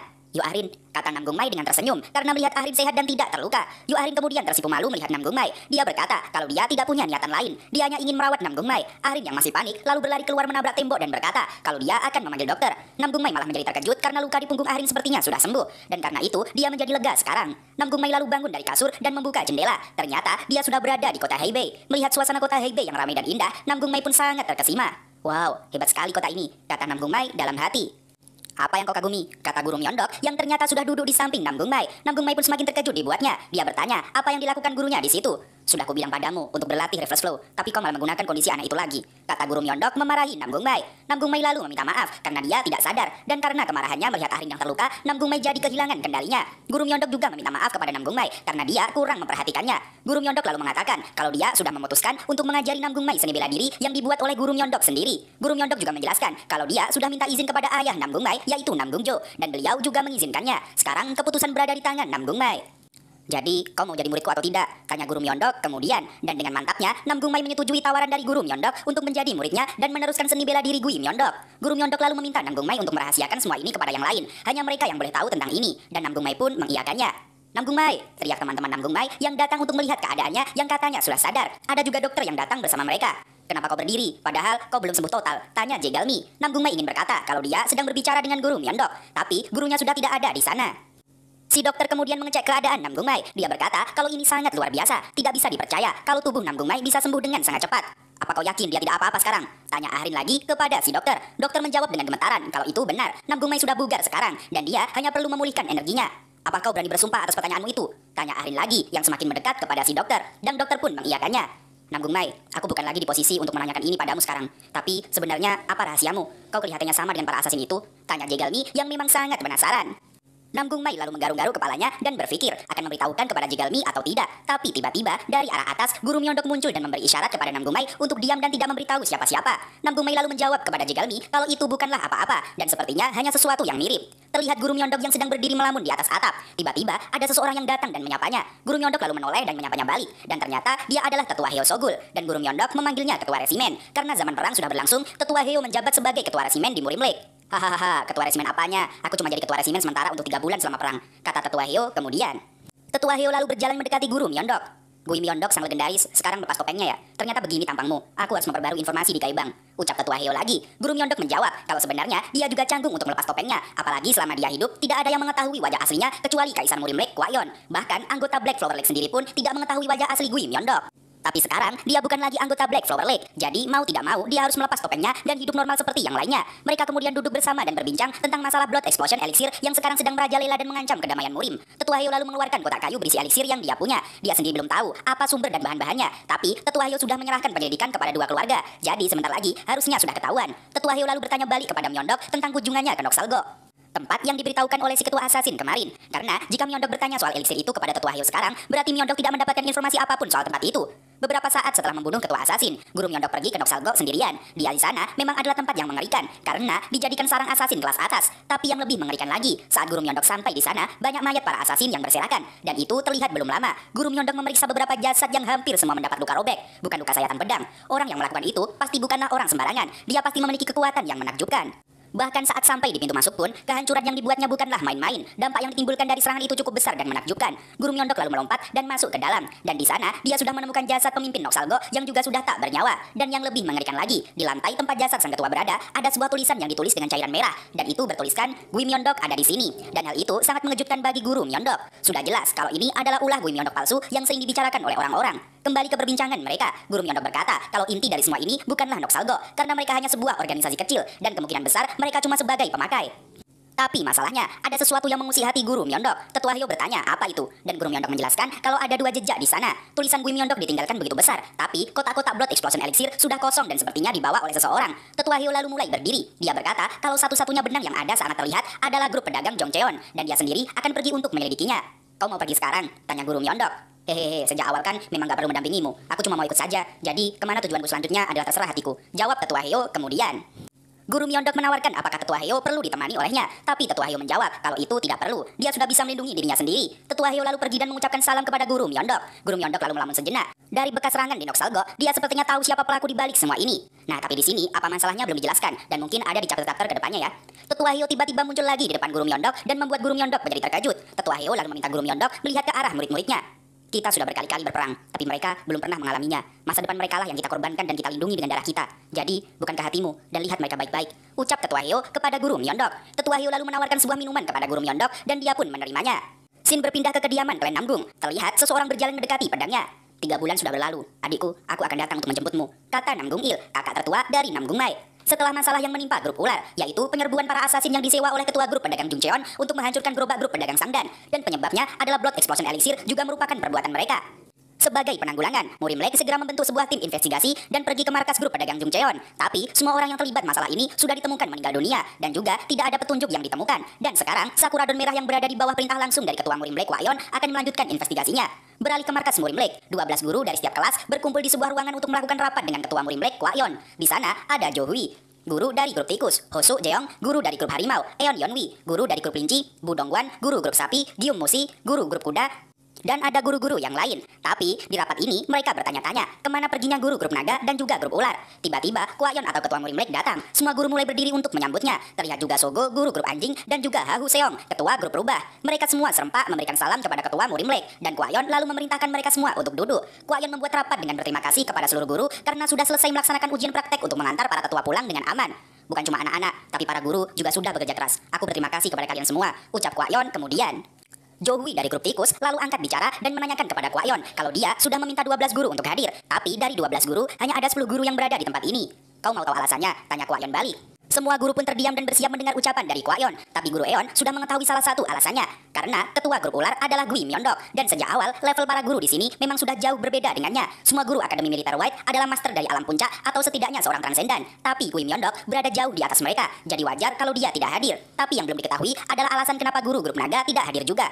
Karena mereka berdua adalah guru-guru yang aku hormati. Salah satunya adalah teman yang sudah bersamaku selama 20 tahun, Gui Myeondok. Semua guru tercengang mendengar nama Gui Myeondok sang legendaris. Sekarang mereka mempercayai kalau rumor tentang keberadaan Gui Myeondok sebagai guru itu ada benarnya. Terlihat Gumao, guru grup babi yang gemetar setelah mendengar nama Gui Myeondok karena dia sangat trauma dengan kejadian malam itu saat dia tidak berdaya menghadapi Gui Myeondok yang bahkan hanya menggunakan satu jari. Guru grup ayam Jang Yang sampai heran melihat kelakuan Gumao yang aneh. Dan satunya lagi, guru grup naga, Stormblade, Jo Deokhwa. Ucap Kwayon kemudian. Stormblade adalah salah satu dari 3 extraordinary triad, yang berarti dia memiliki kemampuan setara dengan Kwayon, ketua dari Murimlek. Mendengar nama Gui Myeondok dan juga Stormblade, semua guru semakin menjadi terkejut. Mereka masih belum percaya apakah mereka berdua benar-benar adalah seorang guru. Karena jika dibandingkan dengan guru-guru yang lain, perbedaan kekuatan mereka dan guru-guru yang lain terlalu besar. Kalau itu Stormblade, bukannya dia adalah salah satu dari extraordinary triad. Kenapa seorang seperti Stormblade setuju untuk menjadi guru di Akademi Militer White ini? Tanya Sogo, guru dari grup anjing. Kwayon balik bertanya, apakah Sogo mengenal Stormblade dengan baik? Saya tidak mengenal beliau secara pribadi, tapi saya cuma penasaran. Karena sejauh yang saya tahu, guru-guru di sini adalah mereka yang termasuk 100 master. Sementara Stormblade adalah salah satu dari extraordinary triad. Bukannya dia sama hebatnya dengan Anda? Tanya Sogo lagi yang masih penasaran. Dalam tingkatan Murim, ada yang disebut tingkat alam tak terkendali air. Bahkan para ketua klan yang rata-rata masih berada di tingkat alam tak terkendali awal pun banyak yang putus asa karena tidak bisa mencapai tingkat tersebut. Sementara mereka, 3 orang yang disebut extraordinary triad telah berhasil mencapai alam tak terkendali akhir. Dan mereka adalah yang terdekat menuju tingkat alam terang.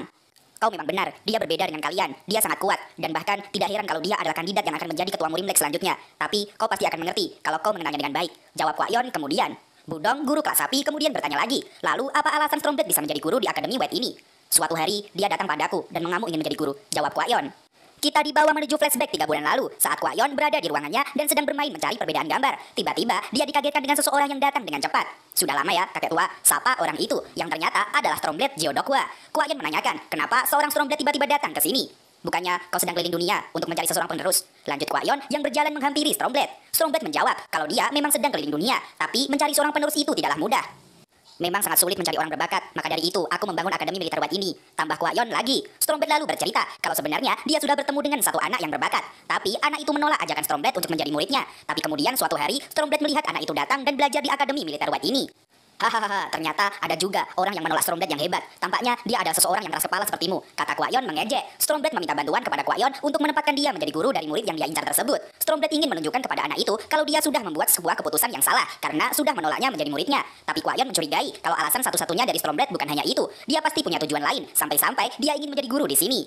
Stormblood lalu menjawab kalau itu benar, dia tidak bisa terpaku dengan satu anak saja. Jadi, dia juga akan mencari kandidat lain untuk menjadi penerusnya di tempat ini. Karena ini bukanlah sebuah masalah sepele. Ini adalah tentang mencari penerus seni bela diri Supreme Dragon. Dan Stormblood harus berhati-hati dalam menentukan pilihan. Di mana ada kesempatan dan dia menemukan seorang anak yang lebih baik, maka dia akan memilihnya. Oke, lakukan sesukamu, kata Kwon kemudian. Serius nih, nanti jangan ubah keputusanmu ya, tanya Stormblood meyakinkan. Kwon lalu memberi pesan kalau Stormblood tetap harus mengutamakan keputusan anak tersebut. Stormblood boleh menawarkan kepada mereka, tapi keputusan terakhir masih berada di tangan mereka sendiri. Itulah yang sebenarnya terjadi. Jadi sekarang, para guru di sini harus bekerja keras dan menuntun anak-anak dengan baik supaya tidak diremehkan oleh murid Stormblood dan Gui Myeondok. Ucap Kwon kepada semua guru. Suasana pun seketika hening. Wajah para guru terlihat tegang dan tidak ada yang bisa berkata-kata sama sekali. Dan setelah itu, rapat pun dilanjutkan. Scene berpindah ke tempat latihan grup ular. Terlihat Namgung Mai yang sedang berlatih fisik dengan cara mengangkat dua batu besar. Namgung Mai yang sekarang lebih kuat daripada Namgung Mai yang dulu. Bisa dilihat dari kemampuannya mengangkat batu lebih cepat dan seperti tidak terlalu terbebani. Mereka semua semakin berkembang setiap harinya. Dan akhirnya hari ini mereka bisa menyelesaikan pelatihan mengangkat batu sebanyak 3.000 kali. Mereka sudah terbiasa dengan latihan ini dan perkembangan mereka juga sangat bagus, ucap Yang Jun dalam hati. Yang Jun lalu meminta semua murid untuk menambah jumlah latihan mereka. Di balik sebuah batu, tampak dua orang sedang mengintai grup ular yang sedang berlatih. Tuan Muda Mai, hari ini juga kelihatan keren, ucap Ahrin yang ternyata sedang mengintai di balik batu itu. Ahrin, apa kau hanya akan di sini dan akan melihatnya sepanjang hari? Tanya teman Ahrin yang khawatir karena Ahrin sangat terobsesi dengan Namgung Mai. Ahrin lalu mengeluarkan sebuah buku berwarna pink yang dia tunjukkan kepada temannya. Ini adalah salah satu teknik dari buku teknik menggoda yang merupakan topi hangat di jalanan. Dan teknik ketiga untuk memikat hati pria ini disebut teknik tarik ulur, ucap Ahrin dengan bersemangat. Teman-teman Ahrin terlihat terkejut mendengar kata-kata Ahrin tentang teknik rahasia memikat hati seorang pria. Ahrin melanjutkan penjelasannya kalau dia selama ini terlalu agresif dan selalu mendekati Namgung Mai. Dan saat ini dia masuk ke dalam proses menjaga jarak dari Namgung Mai dengan cara bersembunyi sementara. Cepat atau lambat, dia pasti bakal penasaran kenapa aku yang sering dekatnya tiba-tiba jarang kelihatan. Dan dia pasti akan mencariku, kata Ahrin kemudian. Wah, seperti biasa, kau keren banget, ucap teman Ahrin bersamaan, yang takjub dengan rencana Ahrin yang hebat. Aku tidak melihat Ahrin belakangan ini, padahal biasanya dia sering sekali ke sini, kata Namgung Mai dalam hati. Setelah latihan selesai, Yang Jun lalu meminta para murid untuk membereskan semua peralatan mereka, dan kemudian pulang kembali ke asrama. Kampret, aku mulai terbiasa dengan ini sekarang, ucap Wonpyo yang kelelahan. Namgung Mai bertanya kepada Wonpyo, kenapa sekarang dia banyak bicara? Apakah dia tidak melanjutkan latihan keheningannya? Wonpyo menjawab kalau latihannya sudah gagal, dan juga waktu kembali ke kuil nanti, sudah pasti dia akan kena marah. Maka dari itu, Wonpyo memilih untuk mengutarakan semua hal yang ingin dia katakan sebelumnya. Namgung Mai hanya mengangguk dan tersenyum mendengar penjelasan Wonpyo. Sebenarnya, Wonpyo bisa melakukan keheningan dari awal, tapi dia malah memilih untuk gagal dan menerima jika dia terkena marah. Kelihatannya tubuh Tuan Muda Mai sudah baikan sekarang. Dilihat dari kau yang sekarang sudah tahan ikut latihan tadi sampai selesai. Dan sepertinya kau juga bertambah kuat, ucap Mo Yang Bo sambil mendekati Namgung Mai. Iya, kau jadi tambah kuat sejak kejadian asasin itu. Apalagi kau mengeluarkan energi yang sangat mirip dengan asasinya. Tambah Jegalmi. Lukamu juga sembuh dengan sangat cepat. Itu sangat aneh, sahut Yulreong yang muncul di belakang Jegalmi. Namgung Mai sebenarnya tahu kalau teman-temannya penasaran dengan dirinya yang memiliki kemampuan aneh. Dia sangat ingin menjelaskan kepada teman-temannya, tapi Guru Myeondok melarangnya dan memintanya untuk lebih baik menyembunyikan rahasia itu. Jadi, Namgung Mai hanya bisa diam saat teman-temannya selalu bertanya tentang hal itu. Fondasimu cukup kuat, kata seseorang yang tiba-tiba mengagetkan Namgung Mai. Namgung Mai refleks menoleh ke belakang untuk melihat siapa orang itu. Kau dari grup mana? Tanya seseorang yang ternyata dia adalah guru dari grup naga Stormblood Jo Dokwa. Namgung Mai dan Mo Yang Bo bertanya siapa dia sebenarnya. Aku tanya duluan, kau dari grup mana? Kata Stormblood yang kemudian melompat dengan cepat ke depan Namgung Mai. Namgung Mai hanya bisa terdiam tanpa menjawab pertanyaan Stormblood. Dan dari belakang, Jegalmi menjawab pertanyaan orang itu. Kalau mereka adalah grup ular dari Akademi White. Jegalmi sekarang lebih menjadi waspada. Dia tidak mau tertipu dengan penampilan seseorang lagi. Seperti yang terjadi dengan Guru Myeondok. Orang di depannya terlihat seperti orang biasa yang suka berpetualang. Tapi bisa jadi dia sangat kuat. Siapa namamu senior? Tanya Jegalmi kepada Stormblood. Tapi Stormblood tidak menjawab pertanyaan Jegalmi. Dia malah menunjuk ke arah Mo Yang Bo dan bertanya siapa namanya. Aku Mo Yang Bo dari keluarga Moyang. Jawab Mo Yang Bo kemudian. Stormblood lalu mendekati Mo Yang Bo. Dia memeluk tubuh Mo Yang Bo dan meraba-raba badannya. Mo Yang Bo sampai panik dengan hal yang dilakukan oleh Stormblood. Permisi pak, kenapa anda tiba-tiba begini? Kata Mo Yang Bo yang semakin panik. Untuk anak dari keluarga bergengsi, tubuhmu cukup bagus. Untuk hal itu, kau sepertinya lebih baik daripada kandidatku. Ucap Stormblood kemudian. Tapi Mo Yang Bo masih tidak mengerti dengan apa yang dia katakan. Kalau begitu, aku akan mengetesmu, kata Stormblood tiba-tiba. Mo Yang Bo semakin panik karena orang di depannya mengeluarkan niat membunuh. Mo Yang Bo seperti berhadapan dengan seekor naga raksasa dengan kekuatan yang tak terbatas. Energi yang sangat kuat dari Stormblood bahkan membuat Mo Yang Bo seperti ingin terbang terbawa angin. Bahkan mulutnya sampai mengeluarkan cairan merah karena tidak tahan dengan tekanan itu. Hentikan! Teriak Namgung Mai yang tidak tega melihat temannya seperti tersiksa dan ketakutan. Hei kau, jangan ganggu, kata Stormblood sambil menoleh ke arah Namgung Mai. Tapi saat melihatnya, Stormblood melihat sesuatu yang unik di mata Namgung Mai. Dari matanya, dia melihat ada energi yang sangat aneh dari tubuh Namgung Mai. Grup ini memiliki banyak anak yang menarik, kata Stormblood lagi sambil melompat dengan cepat ke depan Namgung Mai. Stormblood ingin memegang Namgung Mai dan melihat tubuhnya, tapi seseorang kemudian mencengkram tangan Stormblood dengan erat. Ini adalah grup ular dan mereka adalah murid-muridku, ucap Guru Myeondok yang datang tiba-tiba. Oh, kau pasti Gui Myeondok kan? Kata Stormblood sambil tersenyum. Jabat tangan mereka mulai semakin keras. Keduanya mengeluarkan aura energi yang sangat dahsyat, bahkan tanah di sekitar mereka sampai retak-retak dan hancur. Kekuatan sesama pendekar yang telah mencapai tingkat alam tak terkendali akhir sangat menakjubkan. Namgung Mai dan murid-murid yang lain sampai heran dan masih bertanya-tanya siapa orang itu sebenarnya. Pertarungan ki yang sangat intens dan bahkan orang itu bisa mengimbangi guru mereka Gui Myeondok sang legenda. Aku pernah melihat dia sebelumnya. Dia menyebabkan masalah di kuil dengan mencari alkohol, kata Wonpyo. Mendengar kesaksian Wonpyo, Jegalmi menjadi terkejut. Kuil Shaolin adalah tempat yang paling dihormati semua orang. Sedangkan orang itu berani mencari alkohol dan menyebabkan masalah di sana. Dia pasti bukan orang sembarangan. Waktu itu, ketua biksu memanggilnya Stormbblade. Jelas Wonpyo lagi. Seketika, semua orang terkejut saat mendengar nama Stormbblade. Sementara pertarungan energi antara Stormbblade dan juga Gui Myeongdok menjadi semakin intens. Energi mereka semakin membesar dan menyebabkan tekanan angin yang sangat tinggi. Jika para murid tidak cukup latihan, mereka pasti sudah terpental dan terbang karena tidak kuat menahan energi itu. Dan sampai akhirnya, tekanan ki dari Stormbblade berhasil menghancurkan gelang baja di tangan Guru Myeongdok. "Stormbblade, apa kau masih akan melanjutkan ini?" ucap Guru Myeongdok yang terlihat semakin marah. Tapi Stormbblade hanya terdiam. Dalam hatinya, dia sangat terkejut. Dia tidak menyangka kalau seorang Gui Myeongdok ternyata memiliki energi ki sebanyak ini. Dia sepertinya menikmati ini. "Sepertinya aku harus melakukan ini dengan serius," kata Guru Myeongdok yang ingin mulai sedikit serius menghadapi ini. Energi Guru Myeongdok semakin membesar. Energi ki-nya keluar seperti saat dia berada di mode topengnya. Tapi tiba-tiba, penyakit Myeongdok kambuh di saat yang tidak tepat, menyebabkan sedikit cairan merah memuncrat dari mulutnya. Stormbblade semakin terkejut dengan tekanan Myeongdok yang semakin meningkat dan besar. Bahkan, dadanya terasa seperti ditekan dan mendapat serangan yang dahsyat. Dan karena hal itu, mereka akhirnya menghentikan adu ki mereka itu. "Tampaknya, aku tidak mengendalikan kekuatanku dengan baik. Apa kau tidak apa-apa?" tanya Stormbblade. Dan Guru Myeongdok pun berkata kalau dia baik-baik saja. "Aku sangat terkejut, seorang Stormbblade mau menjadi guru di Akademi Militer White ini," kata Myeongdok. "Sama, aku juga terkejut. Salah satu assassin terbaik di Murim sekarang menjadi seorang guru. Dan aku bahkan lebih kaget melihat wajahmu yang tanpa topeng," kata Stormbblade kemudian. Guru Myeongdok berkata kalau semua orang juga sama terkejutnya dengan dia. Karena Gui Myeongdok yang sama sekali tidak diketahui identitasnya sekarang menjadi guru dan bahkan memperlihatkan wajah aslinya di halayak umum. Saat mereka sedang berbincang, kemudian Ahrin berlari dengan cepat memanggil Nam Gungmai. "Tuan muda, apa kau gak apa-apa? Apa kau terluka?" kata Ahrin kepada Nam Gungmai. Dia sangat khawatir kalau lelaki pujaannya terluka. Stormbblade yang melihat kedatangan Ahrin menjadi terkejut. Dia mempunyai energi liar yang bertumpahan. Ditambah, dia juga memiliki tubuh yang padat dan keras layaknya emas. "Apa itu tubuh bela diri Heavenly yang legendaris?" tanya Stormbblade dalam hati. Stormbblade lalu bertanya kepada Ahrin siapa namanya dan dia berasal dari grup mana. "Maaf, tapi aku tidak tertarik dengan yang lebih tua," ucap Ahrin sambil memandangi Stormbblade dengan sinis. Stormbblade lalu mencoba menjelaskan kalau dia tidak punya maksud seperti itu. "Nama anak itu adalah Yu Ahrin. Dia berasal dari Sekte Imei," kata Guru Myeongdok membantu menjelaskan. Mendengar nama Sekte Imei, Stormbblade menjadi kaget. Yang dia tahu kalau Sekte Imei adalah sekte yang hanya berisi para wanita. Dan itu berarti orang yang ada di hadapannya yaitu Ahrin juga adalah seorang wanita. Awalnya Stormbblade mengiranya adalah laki-laki karena dia mempunyai struktur tubuh yang kokoh. "Ah, sayang sekali. Kayaknya aku harus menyerah karena kau adalah murid dari salah satu sekte yang hebat," kata Stormbblade kemudian. Gui Myeongdok lalu bertanya kepada Stormbblade kenapa dia tidak menghadiri rapat guru tadi. "Memangnya rapat itu wajib ya? Aku dari tadi cuma mondar-mandir di sekitar sini saja sih," jawab Stormbblade dengan santainya. Stormbblade balik bertanya apakah Myeongdok hadir di rapat guru tadi. Stormbblade mengira kalau Myeongdok pasti juga tidak akan datang. Dan Guru Myeongdok berkata kalau dia juga hadir. Ternyata dalam rapat tadi, Guru Myeongdok membuka langit-langit dan dia menguping di sana. "Tentu saja aku hadir," jawab Guru Myeongdok kemudian. "Ah, karena cuma aku yang tidak hadir, pasti nanti aku kena marah sama kakek itu," kata Stormbblade kemudian. Stormbblade kemudian berpamitan untuk segera pergi. Dia berkata kalau sebenarnya dia datang berkunjung ke sini karena dia mendengar Guru Myeongdok juga berada di sini sebagai guru.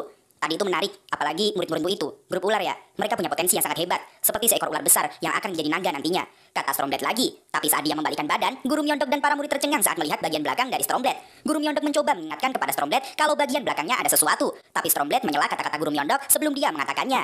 Stormbblade lalu pamit dan pergi dengan cepat. Jegalmi lalu bertanya kepada Guru Myeongdok, apakah orang tadi benar-benar Stormbblade? Karena untuk seorang Stormbblade, dia sepertinya terlalu muda. Guru Myeongdok menjelaskan kalau itu benar, orang itu adalah Stormbblade. Dan seni bela diri Supreme Dragon bisa membawanya pada tingkat 3 Extraordinary Triad di umur yang semuda itu. Itu kenapa dia sangat berhati-hati dalam memilih penerusnya. Karena seni bela diri Supreme Dragon bukanlah seni bela diri sembarangan. Jelas Guru Myeongdok lagi.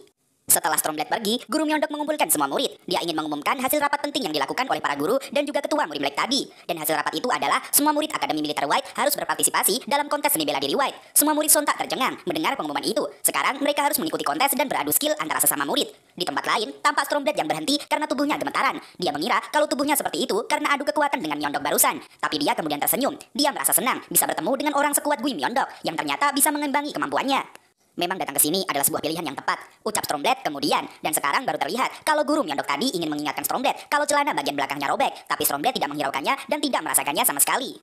Kontes seni bela diri White adalah kontes murim yang diselenggarakan untuk menemukan individu berbakat yang akan memimpin faksi keadilan di masa depan, yang awalnya dibuka setiap 3 tahun sekali dengan nama kontes naga dan phoenix kecil. Tapi karena banyaknya individu yang berkumpul setelah Akademi Militer White dibangun, peraturan dan persyaratan kontes tersebut kemudian diubah. Guru Myeongdok lalu menjelaskan kalau peraturannya sekarang telah diubah. Dari 12 grup, hanya akan ada 6 grup saja yang mencapai babak final. Babak penyisihannya akan dilaksanakan tahun depan, dan di babak penyisihan, setiap kelas harus menang sebagai sebuah grup atau kelompok untuk bisa memasuki babak final.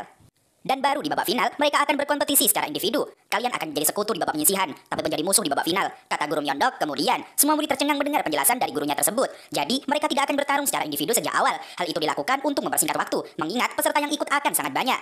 Jadi artinya, kalau kalian kalah sebagai grup, kalian tak akan bisa masuk ke babak final meskipun kalian berbakat. Jelas Guru Eon yang tiba-tiba datang dan berada di atas pohon.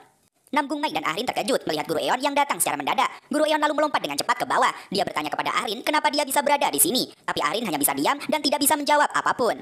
Dasar, kau bersikap buruk seperti ini karena kau masih muda ya? Yuk Arin, kau akan aku hukum. Dan kalian juga, ucap Guru Eon kepada Arin dan teman-temannya yang bersembunyi di balik batu. Guru Eon lalu berkata kepada Guru Myeondok kalau dia tidak melihat Guru Myeondok di rapat. Jadi Guru Eon datang kemari bermaksud untuk memberitahu hasil rapatnya kepada Guru Myeondok. Tapi seperti yang diduga dari mantan ketua Black Flower Lake, cepat sekali kau dapat informasinya, kata Guru Eon. Guru Myeondok hanya mengiyakan itu, tapi di dalam hatinya membatin kalau dia sebenarnya hadir. Tapi dia hanya menguping di langit-langit. Tetapi bahkan meskipun kalian ada lawan kami di final, kami tak akan mengalah ke kalian loh. Ingat itu, kata Guru Eon lagi. Dia lalu mengajak Arin dan teman-temannya untuk segera kembali ke asrama mereka. Tuan Muda Mae, panggil Arin sambil menoleh ke belakang. Namgung Mai lalu mengiyakan panggilan Arin. Kayaknya aku tidak bisa datang melihatmu untuk sementara ini, lanjut Arin. Namgung Mai sangat menyayangkan hal itu. Padahal saat sparring dengan Arin, Namgung Mai banyak sekali mendapat bantuan darinya. Mungkin kita harus menahan musim dingin yang panjang ini, tapi pada akhirnya musim semi akan datang nanti, dan aku akan menunggu momen itu, ucap Arin dengan tersenyum manis. Namgung Mai mencoba mencerna kata-kata Arin. Dia mengira yang dimaksud Arin musim dingin dan musim semi adalah kalau kita menghadapi kesulitan yang sulit seperti musim dingin, kemampuan kita pasti akan lebih berkembang lagi. Aku juga akan menantikan momen itu, jawab Namgung Mai polos. Dia tidak tahu kalau yang dimaksud Arin bukanlah soal kekuatan, namun soal cinta. Mendengar jawaban Namgung Mai, wajah Arin menjadi memerah. Dia mengira kalau Namgung Mai juga memiliki perasaan yang sama sepertinya. Kalau begitu, sampai saat itu tiba, jagalah dirimu, ucap Arin lagi yang kemudian pergi kembali ke asramanya. Pada hari berikutnya, menjelang sore hari, semua murid kelas ular berkumpul bersama Guru Myeondok untuk membahas strategi mereka menghadapi kontes seni bela diri White nanti. Jegalmi bertanya, apakah mereka akan fokus dengan latihan formasi bersama mulai sekarang? Tapi Guru Myeondok menjawab kalau mereka tidak akan melakukan itu.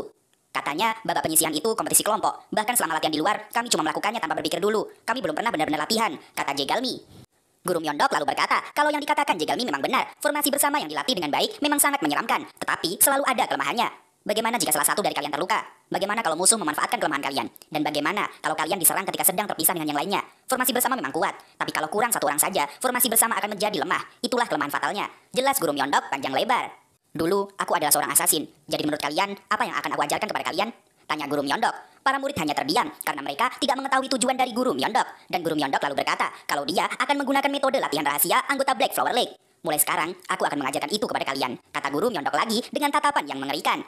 Hari menjelang malam, para murid sedang bersiap untuk istirahat setelah berlatih seharian. Tapi di tempat latihan, Guru Myeondok sedang berdiri sendiri. Dan beberapa menit kemudian, Namgung Mai datang menyusul gurunya. Mereka bersiap untuk melakukan pelatihan pribadi. Mohon bantuannya untuk ajarannya hari ini, Guru, kata Namgung Mai sambil memberi salam.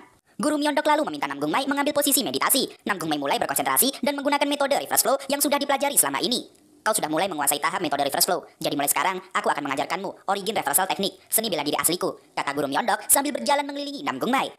Origin reversal teknik adalah seni bela diri original dan asli yang diciptakan oleh ketua Black Flower Lake. Dan sampai saat ini, belum ada penerus untuk melanjutkan seni bela diri itu. Sampai kemudian, sebuah keadaan mengharuskan Guru Myeondok untuk mengangkat Namgung Mai sebagai penerusnya. Namgung Mai terus berkonsentrasi dan menaikkan jumlah ki yang keluar dari tubuhnya. Guru Myeondok sambil menjelaskan tentang pengertian Dantian dan Zoutian. Dantian adalah pusat dari tubuh, sementara Zoutian adalah sirkulasi Dantian ki di dalam tubuh. Guru Myeondok berkata kalau Zoutian diibaratkan sebuah mangkok di dalam tubuh seseorang yang mengandung alam. Tapi pada kasus Namgung Mai, mangkoknya terbagi menjadi dua bagian, dan itu sangat tidak wajar.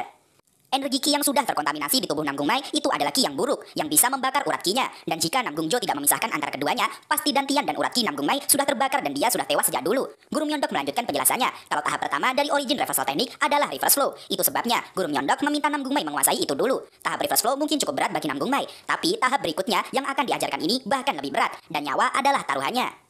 Guru Myeondok bertanya sekali lagi kepada Namgung Mai, apakah dia siap untuk menjalani latihan dan tahap selanjutnya dari seni bela diri origin reverse ini. Dan dengan mantapnya, Namgung Mai berkata kalau dia sangat siap. Bagus, sekarang adalah waktunya untuk hal yang lebih gila lagi, ucap Guru Myeondok sambil tersenyum menakutkan. Guru Myeondok kemudian mengambil sebuah kuda-kuda yang aneh. Di tangan kanannya mengeluarkan aliran ki asli dan benar, sementara di tangan kirinya mengeluarkan aliran ki reverse. Dan itu adalah tahap selanjutnya dari seni bela diri origin reverse, mengeluarkan dua macam ki secara bersamaan. Namgung Mai sampai tertegun dengan hal yang dilakukan oleh Guru Myeondok. Itu terlihat seperti sesuatu yang mustahil, tapi jika Guru Myeondok bisa melakukannya, dia juga pasti bisa, dan dia akan berusaha. Sin lalu berpindah ke sebuah tempat markas bandit. Di sana terlihat banyak sekali jasad yang bergeletakan bersimbah cairan merah. Ketua mereka juga sudah terbunuh dengan masih duduk di kursinya. Dan seperti biasa, ada tulisan Gui Myeondok ada di sini yang ditulis dengan cairan merah di belakangnya. Pasukan Sakuradon Merah, utusan dari Murim Black yang baru saja datang, sepertinya terlambat untuk mengatasi masalah ini. Ketua Sakuradon Merah mengamati jejak yang ditinggalkan, dan berdasarkan analisanya, orang itu belum lama pergi dari tempat ini. Dia lalu meminta semua anggota untuk mencari jejaknya dan mengikuti kemana perginya. Dia pergi belum lama ini, gunakan teknik Nets of Heaven and Earth untuk mencari jejaknya. Teriak Ketua Sakuradon Merah kepada seluruh anggotanya, karena mereka harus segera menangkap orang itu agar bisa mendapat sebuah petunjuk.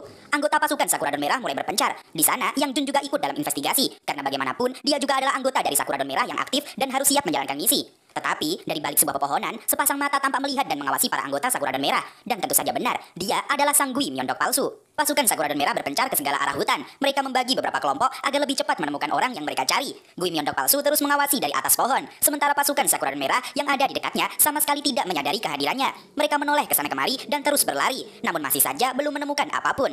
Ternyata cuma Sakura Daun Merah yang datang, kata Gui Myeondok palsu. Tapi Yang Jun tiba-tiba merasakan sesuatu yang janggal. Dia lalu berhenti dan menoleh ke belakang. Sekelebat Yang Jun merasakan sebuah energi yang sangat aneh. Energi itu sangat mirip dengan energi guru Myeondok.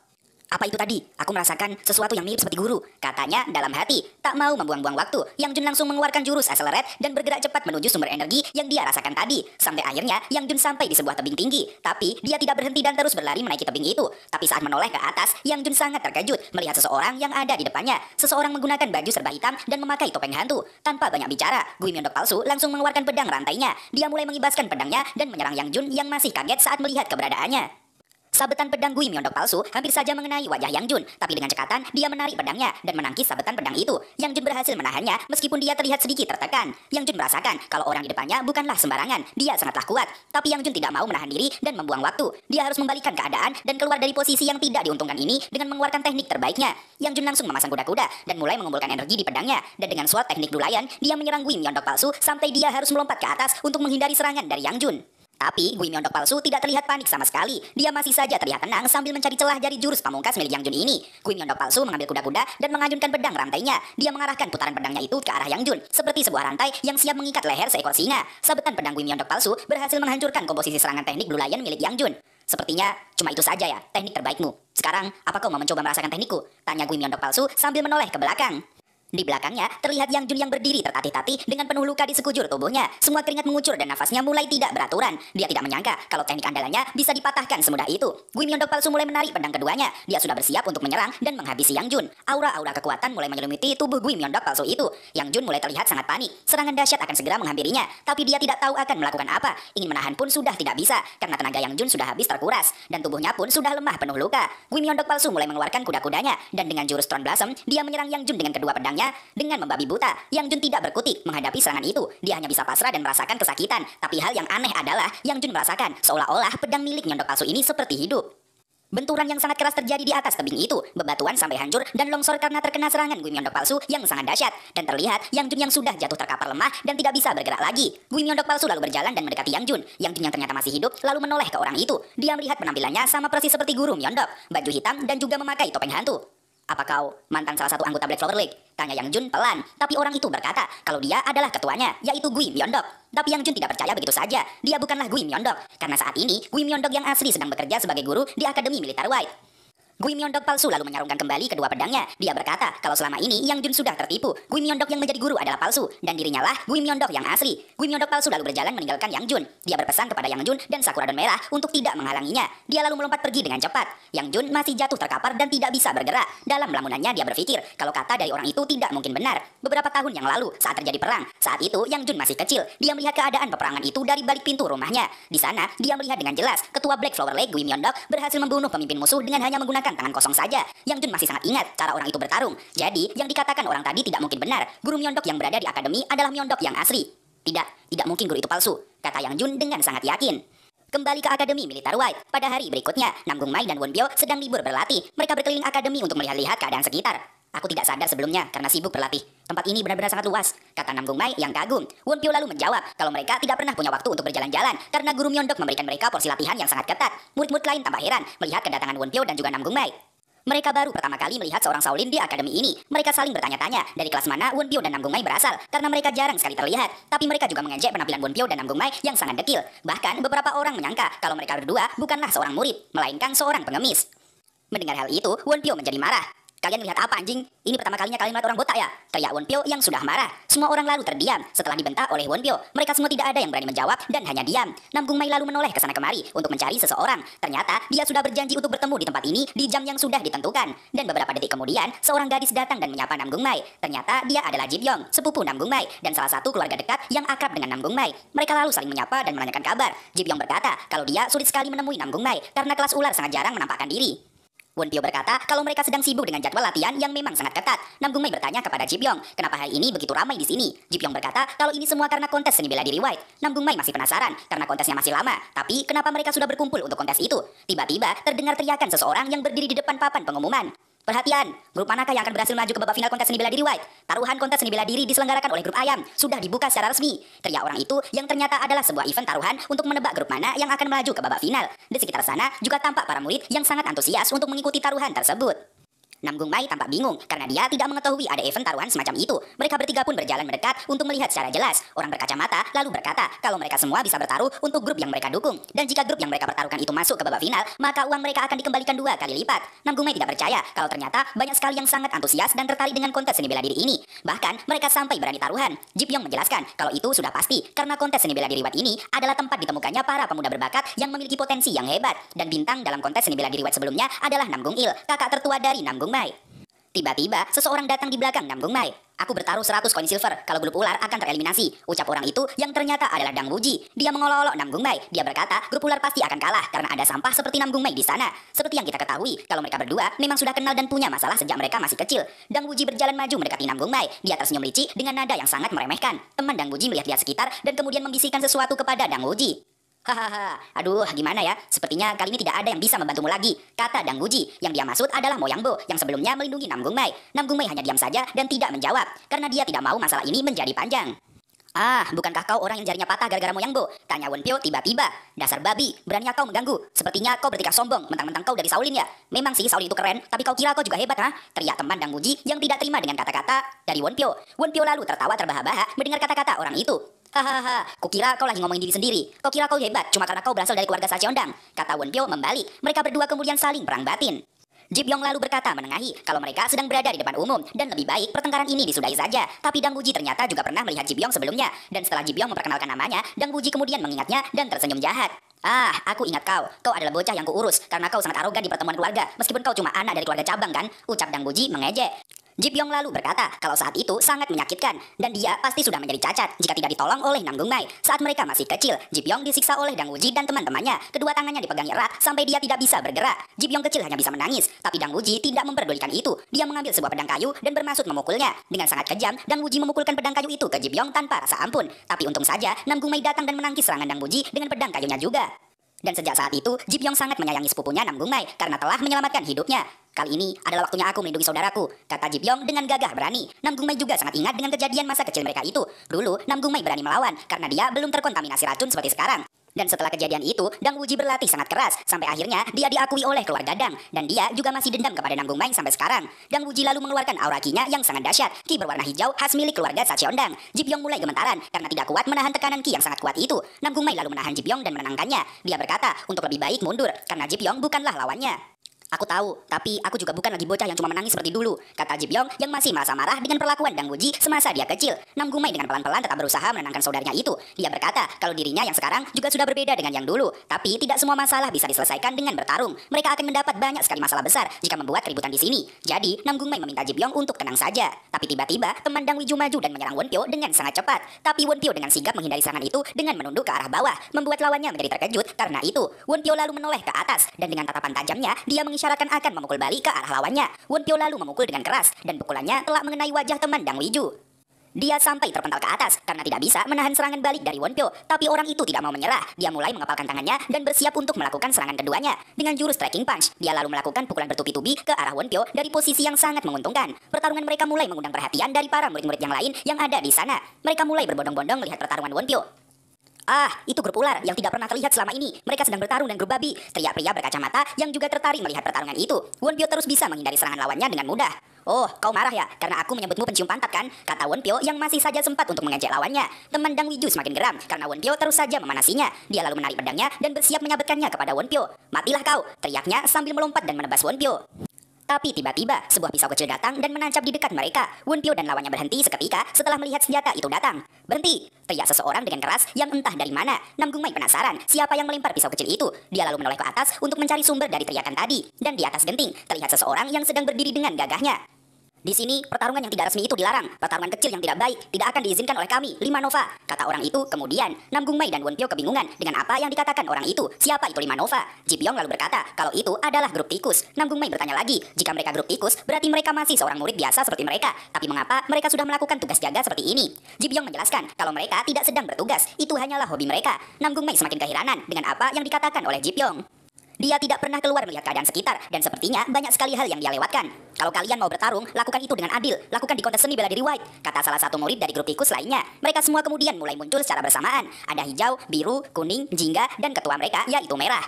Mereka semua adalah murid dari grup tikus yang terkenal dengan kekompakannya, dan mereka menyebut diri mereka dengan nama 5 Nova. Wiju, ada grup tikus, bagaimana ini? Kata teman Dang Wiju yang khawatir, tapi Dang Wiju berkata kalau itu malah lebih baik. Grup tikus selalu berkeliling bersama dan bertingkah seolah-olah pahlawan, dan Dang Wiju sangat ingin menghajar mereka. Sini, lawan aku bangsat, teriak Dang Wiju menantang para murid kelas tikus. Apa? Sepertinya dia benar-benar ingin melihat pertumpahan darah, kata merah yang geram dengan tantangan Dang Wiju. 5 Nova langsung melompat ke bawah untuk memberi pelajaran kepada Dang Wiju. Mereka kemudian berjajar dan membentuk formasi andalan mereka untuk bertarung. 5 Nova dari grup tikus, kelompok kelas yang paling kompak dan solid. Mulai sekarang kami akan menghentikanmu dari menantang peraturan Akademi Militer White, teriakan mereka kepada Dang Wiju. Tapi Dang Wiju tidak memperdulikannya dan tetap menantang 5 Nova. Grup tikus ikut bergabung, apakah ini akan menjadi kontes seni bela diri White awal? Teriak pria berkacamata yang membuat suasana semakin memanas. Para murid yang melihatnya mulai bersorak-sorak menyaksikan pertarungan seru ini. Merah baru saja ingin menarik pedangnya, tapi Dang Wiju ternyata sudah maju dengan cepat dan menyerang merah tepat di depan wajahnya. Hal itu tentu saja membuat merah terkejut, tapi untung saja dia sempat menangkis serangan Dang Wiju dengan kedua pedangnya. Tapi serangan Dang Wiju tidak hanya sampai di situ saja. Dia mengumpulkan energi ki di ujung jarinya dan menimbulkan sebuah ledakan energi. Ledakan itu membuat merah tidak bisa menahannya dan mental ke belakang. Kuning dan jingga dengan sigap bersiap untuk menangkap merah. Merah yang terpental kemudian berputar di udara untuk menahan posisinya. Dia lalu meletakkan kedua kakinya pada tangan jingga dan kuning. Dan dengan tenaga dorongan dari jingga dan kuning, merah maju dengan sangat cepat menuju ke arah Dang Wiju. Merah bersiap untuk menebas Dang Wiju dengan pedangnya. Tapi ternyata Dang Wiju menyimpan pedang kecil dengan bajunya yang bisa dia keluarkan dan dia gunakan kapan saja. Dengan sigap, Dang Wiju menangkis serangan pedang kembar merah dan terjadilah benturan senjata yang sangat dahsyat. Nam Gung Mai sangat kagum melihat cara bertarung grup tikus. Mereka sangat kompak. Dengan memanfaatkan pantulan, mereka membuat sebuah serangan biasa menjadi lebih berdemek.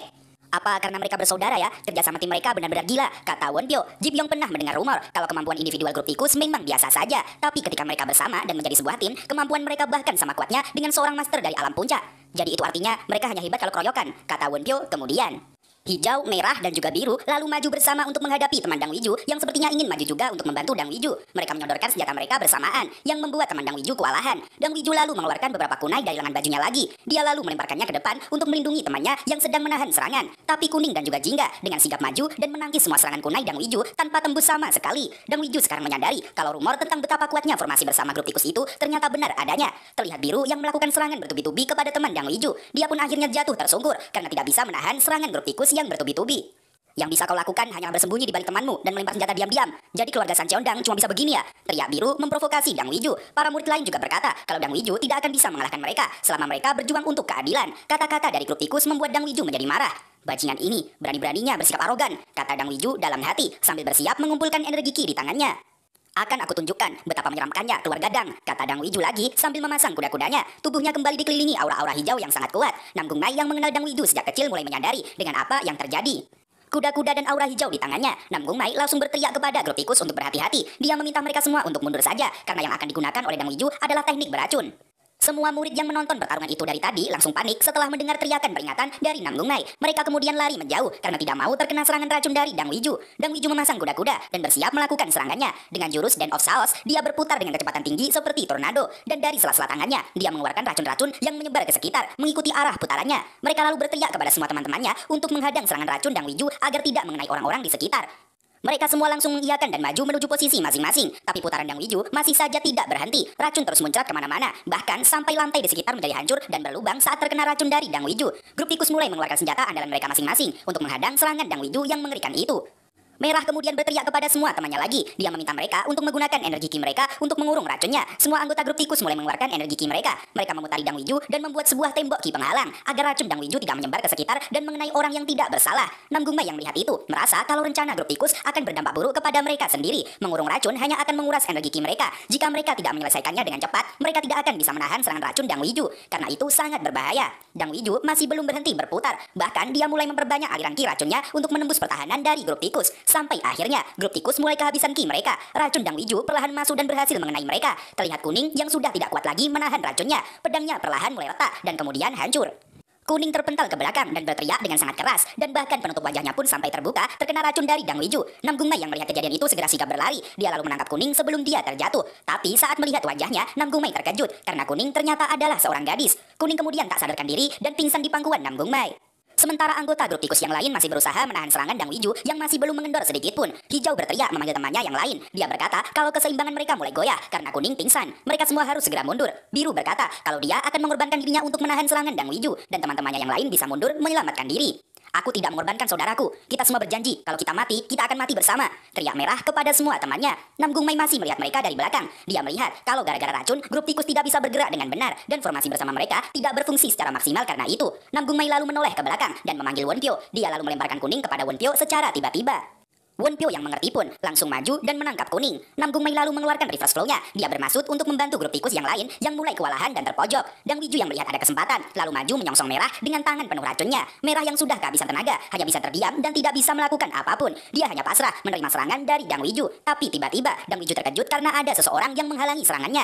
Ternyata itu adalah Nam Gung Mai yang berhasil sempat tepat waktu dan menahan kedua tangan Dang Wiju sebelum dia mengenai Merah. Sebaiknya kau hentikan ini sekarang Dang Wiju, kata Nam Gung Mai kepada Dang Wiju. Nam Gung Mai tampak sudah mulai terlatih menggunakan ki reverse flow-nya. Perkembangannya dengan sangat drastis dan sekarang bahkan bisa menahan Dang Wiju. Beraninya orang sepertimu menghentikanku, teriak Dang Wiju yang masih tidak mau menghentikan serangannya. Bentrokan energi ki yang sangat dahsyat terjadi antara mereka berdua. Bahkan grup tikus sampai tidak bisa melihat apa yang terjadi di depan mereka semua. Nam Gung Mai dan Dang Wiju mengeluarkan semua energi mereka karena tidak ada yang mau mengalah satu sama lain.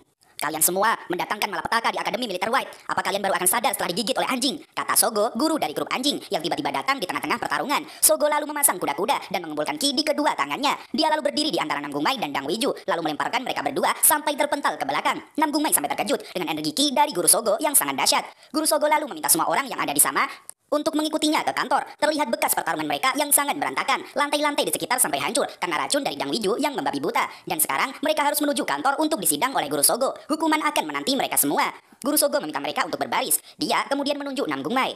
Kau, coba bilang siapa yang bersalah dan apa penyebab situasi tadi, kata Guru Sogo. Guru Sogo mengancam jika Nam Gung Mai berbohong atau mengatakan pernyataan yang salah hanya karena sebuah dendam pribadi sebagai pengawas Akademi Militer White, Guru Sogo akan mengeluarkan mereka semua. Nam Gung Mai terkejut mendengar kata-kata dari Guru Sogo. Dia kemudian melirik ke arah Limanova. Nam Gung Mai merasa tidak tega dengan mereka karena masalah ini bermula karena dirinya. Grup tikus hanya datang untuk menengahi. Nam Gung Mai lalu maju dan buka suara. Dia berkata kalau grup tikus tidaklah bersalah. Ini semua adalah salah Nam Gung Mai dan juga Dang Wiju. Dang Wiju terlihat panik dengan pengakuan Nam Gung Mai. Maksudmu hanya kalian berdua yang salah? Tanya Guru Sogo lagi. Nam Gung Mai lalu menjawab kalau dia akan rela menerima hukuman apapun yang akan diberikan. Tapi untuk mengakhiri permusuhan yang sudah lama terjadi antara dirinya dan juga Dang Wiju ini, Nam Gung Mai ingin mengajukan sparring seni bela diri resmi dengan Dang Wiju. Dang Wiju tampak tidak percaya kalau Nam Gung Mai akan melakukan hal itu. Guru Sogo melihat ada hal yang menarik setelah ini. Scene berpindah ke tempat lain. Tampak beberapa bandit tergeletak tak bernyawa setelah dihajar oleh seseorang. Ternyata itu adalah Nam Gung Il, kakak tertua dari Nam Gung Mai. Seseorang kakek tua lalu mendekat dan mengucapkan terima kasih kepada Nam Gung Il karena dia sudah melindungi mereka dari ancaman para bandit itu. Si kakek berkata kalau sebenarnya Nam Gung Il tidak perlu melakukan ini semua. Dia hanya perlu memberi uang untuk biaya jalan kepada para bandit. Dengan begitu, tuan muda Nam Gung Il tidak perlu mengotori pakaiannya. Tapi Nam Gung Il berkata kalau keluarga Nam Gung tidak pernah bernegosiasi dengan para bandit. Dia akan memusnahkan siapapun orang jahat yang menghalangi jalannya. Setelah itu, Nam Gung Il memutuskan untuk melanjutkan perjalanannya, yaitu menuju Akademi Militer White untuk menjemput adiknya Nam Gung Mai untuk pulang.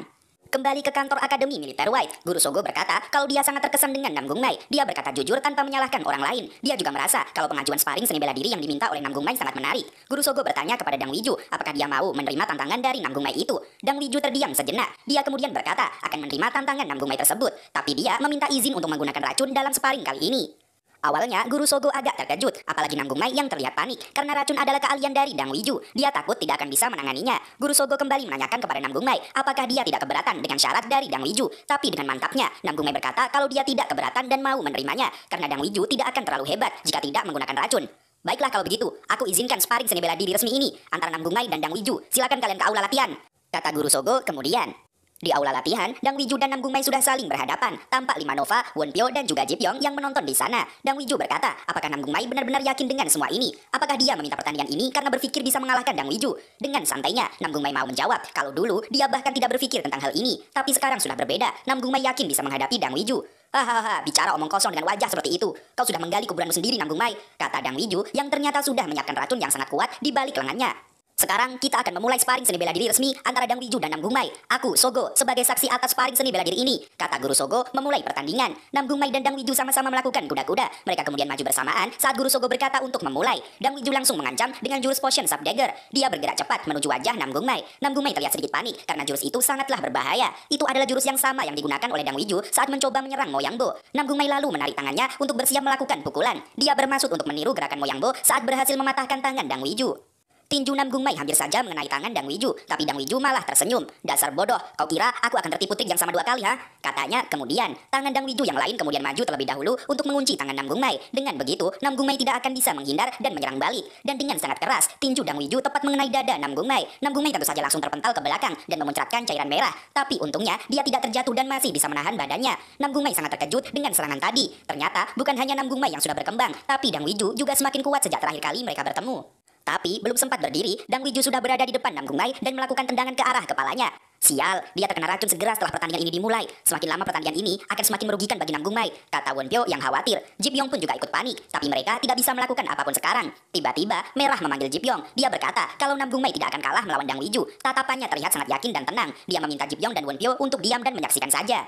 Jipyong mencoba menjelaskan kalau situasinya sudah berbeda sekarang. Tubuh Nam Gungmai sudah terkena racun. Secara perlahan, tubuhnya akan melambat dan semakin sulit untuk menggunakan ki. Tapi keadilan tidak akan kalah semudah itu, teriak Merah kemudian. Kembali ke pertarungan, Nam Gungmai yang tidak siap menerima tendangan dari Dang Wiju secara mengejutkan ternyata bisa menahan kaki Dang Wiju dengan tangannya.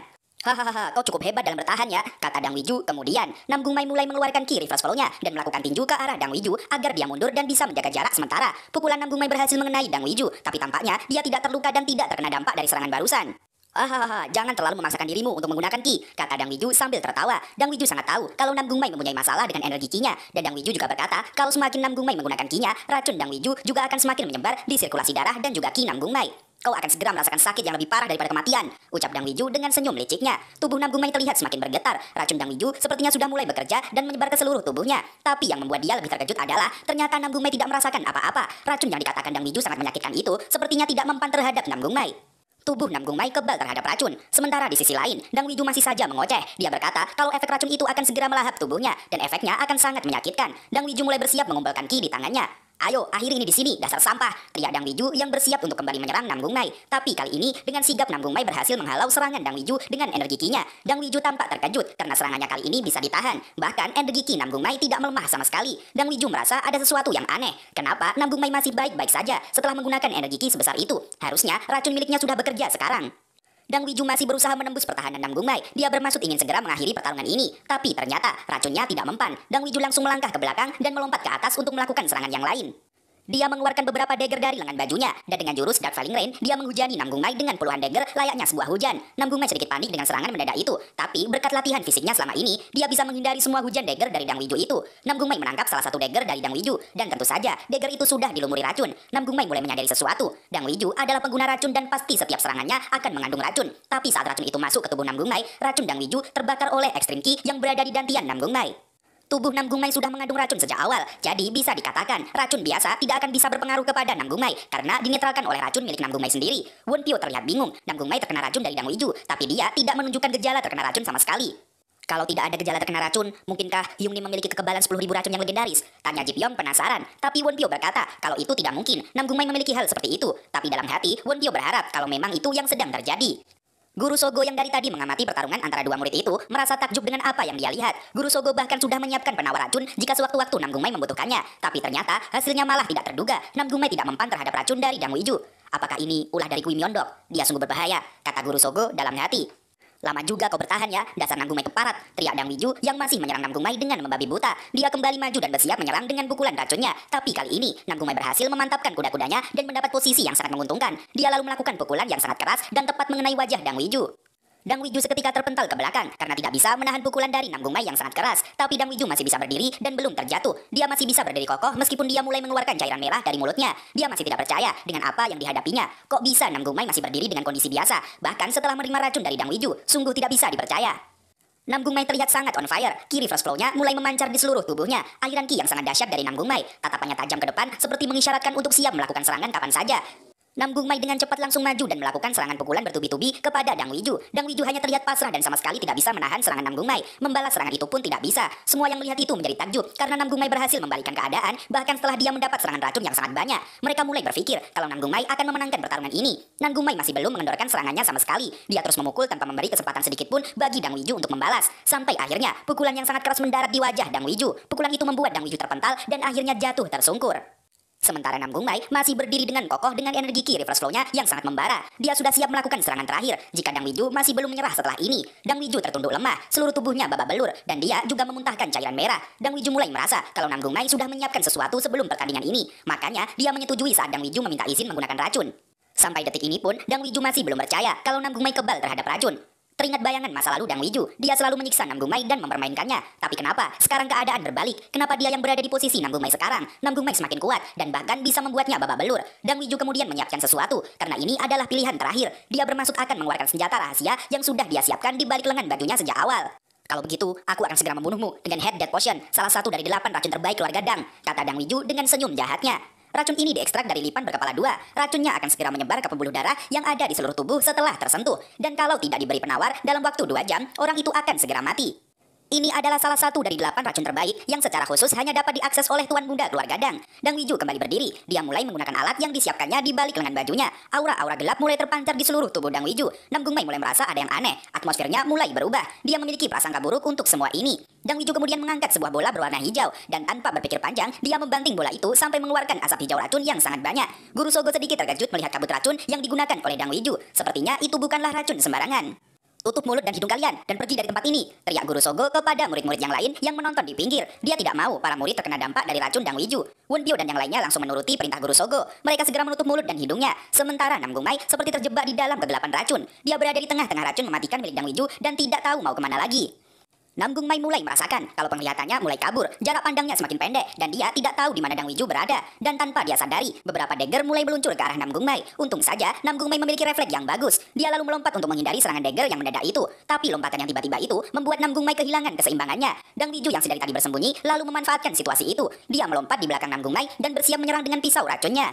Pisau racun itu bukanlah pisau biasa, namun pisau yang sudah dilapisi dengan Heat Death Potion yang mematikan. Dan dengan mudahnya, Dang Wiju maju dan berhasil menyayat tangan Nam Gung Mai dengan pisaunya. Sayatannya sangat lebar. Nam Gung Mai berteriak kesakitan karena itu bukanlah sayatan biasa. Racun Heat Death Potion langsung bereaksi cepat masuk ke tubuh Nam Gung Mai. Guru Sogo yang mengetahui kalau Dang Wiju menggunakan racun mematikan, lalu maju dan bermaksud menyelamatkan Nam Gung Mai. "Apa yang kau lakukan, Dang Wiju?" teriaknya kemudian. Sedikit demi sedikit, kabut asap milik Dang Wiju mulai pudar karena energi ki dari Guru Sogo. Dan sekarang terlihat Nam Gung Mai yang jatuh sekarat di tanah. Tubuhnya tidak bisa digerakkan seperti sedang sakaratul maut. Semua teman-temannya terkejut dan memanggil nama Nam Gung Mai. Mereka ingin memastikan apakah Nam Gung Mai masih hidup atau tidak. Nam Gung Mai dengan sekuat tenaganya mencoba untuk berdiri, tapi racun mematikan Dang Wiju kali ini tidak bisa dinetralkan. Seketika Nam Gung Mai teringat dengan ajaran sang guru tentang tahap kedua reverse flow, yaitu menggunakan 2 ki secara bersamaan. Itu adalah teknik yang bahkan berkali-kali lipat lebih kuat daripada reverse flow. Jadi, Nam Gung Mai harus berusaha menggunakannya agar bisa lepas dari racun Dang Wiju. Nam Gung Mai mencoba mengikuti perkataan dari Guru Myeondok untuk tetap menghantam apapun resikonya.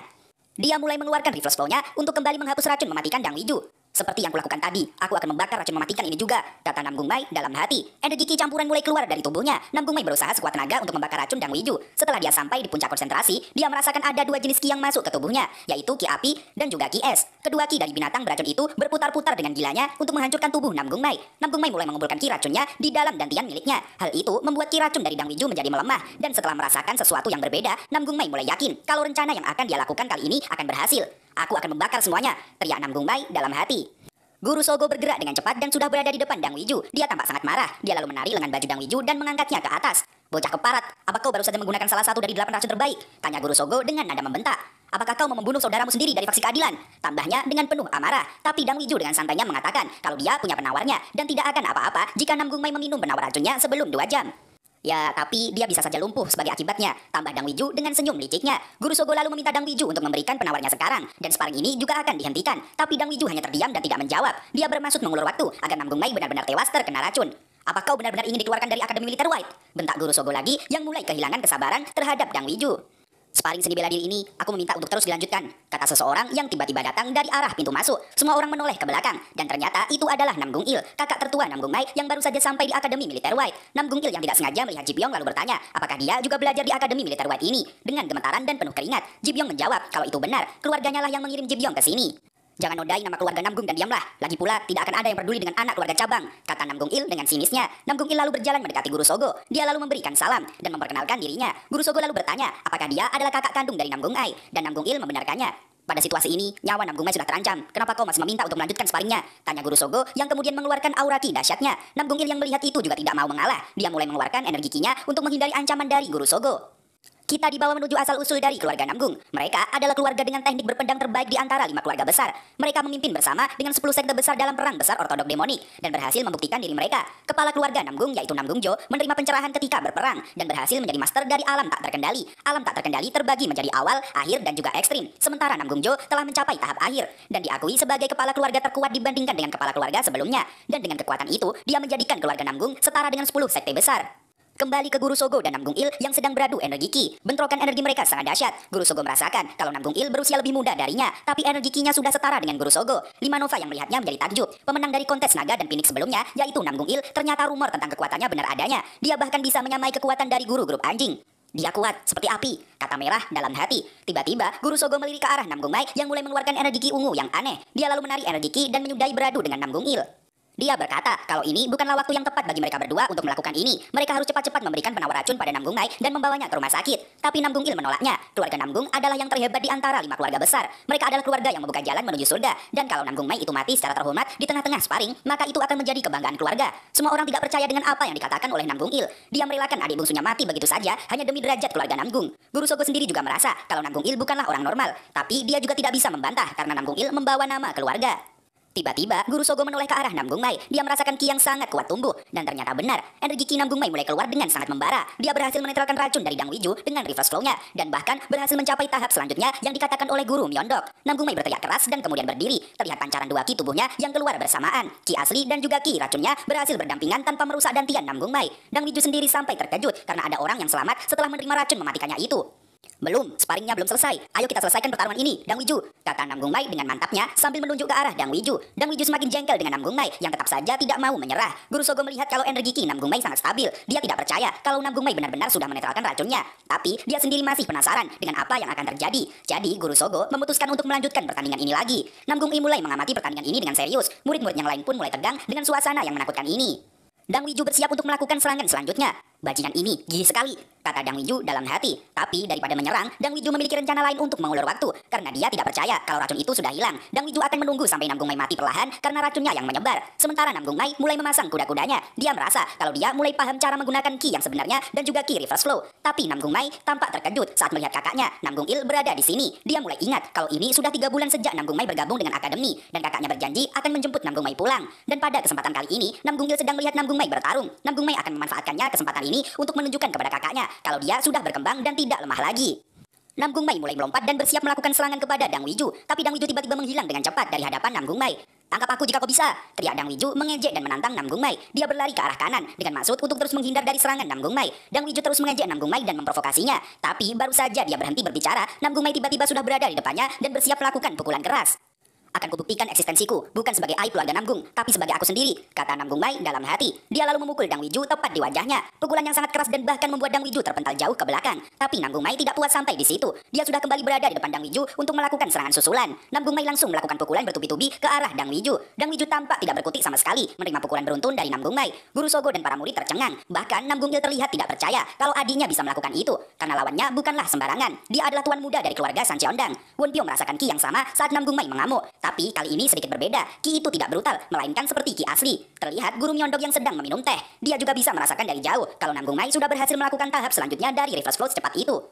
Itulah kenapa kita tidak bisa mempercayai penilaian keluarga. Kok bisa anak berbakat seperti itu disebut aib? Kata Guru Myeondok dalam hati. Namgung Mai terus maju dan menyerang lagi. Tapi kali ini Dang Wiju sudah bangkit dan juga bermaksud melawan balik. Pukulan Namgung Mai tiba-tiba sudah mendarat lagi di wajah Dang Wiju. Dan seketika itu dia terpental ke belakang. Dang Wiju merasa ingin pingsan. Dia masih tidak percaya kalau dia akan kalah dengan seorang sampah seperti Namgung Mai. Dia sempat berpikir akan menggunakan racunnya sekali lagi. Tapi pukulan demi pukulan terus mendarat di wajahnya, membuat kesadarannya semakin menghilang. Dia tidak menyangka kalau Namgung Mai yang selalu dia siksa menjadi sekuat ini hanya dalam waktu yang singkat.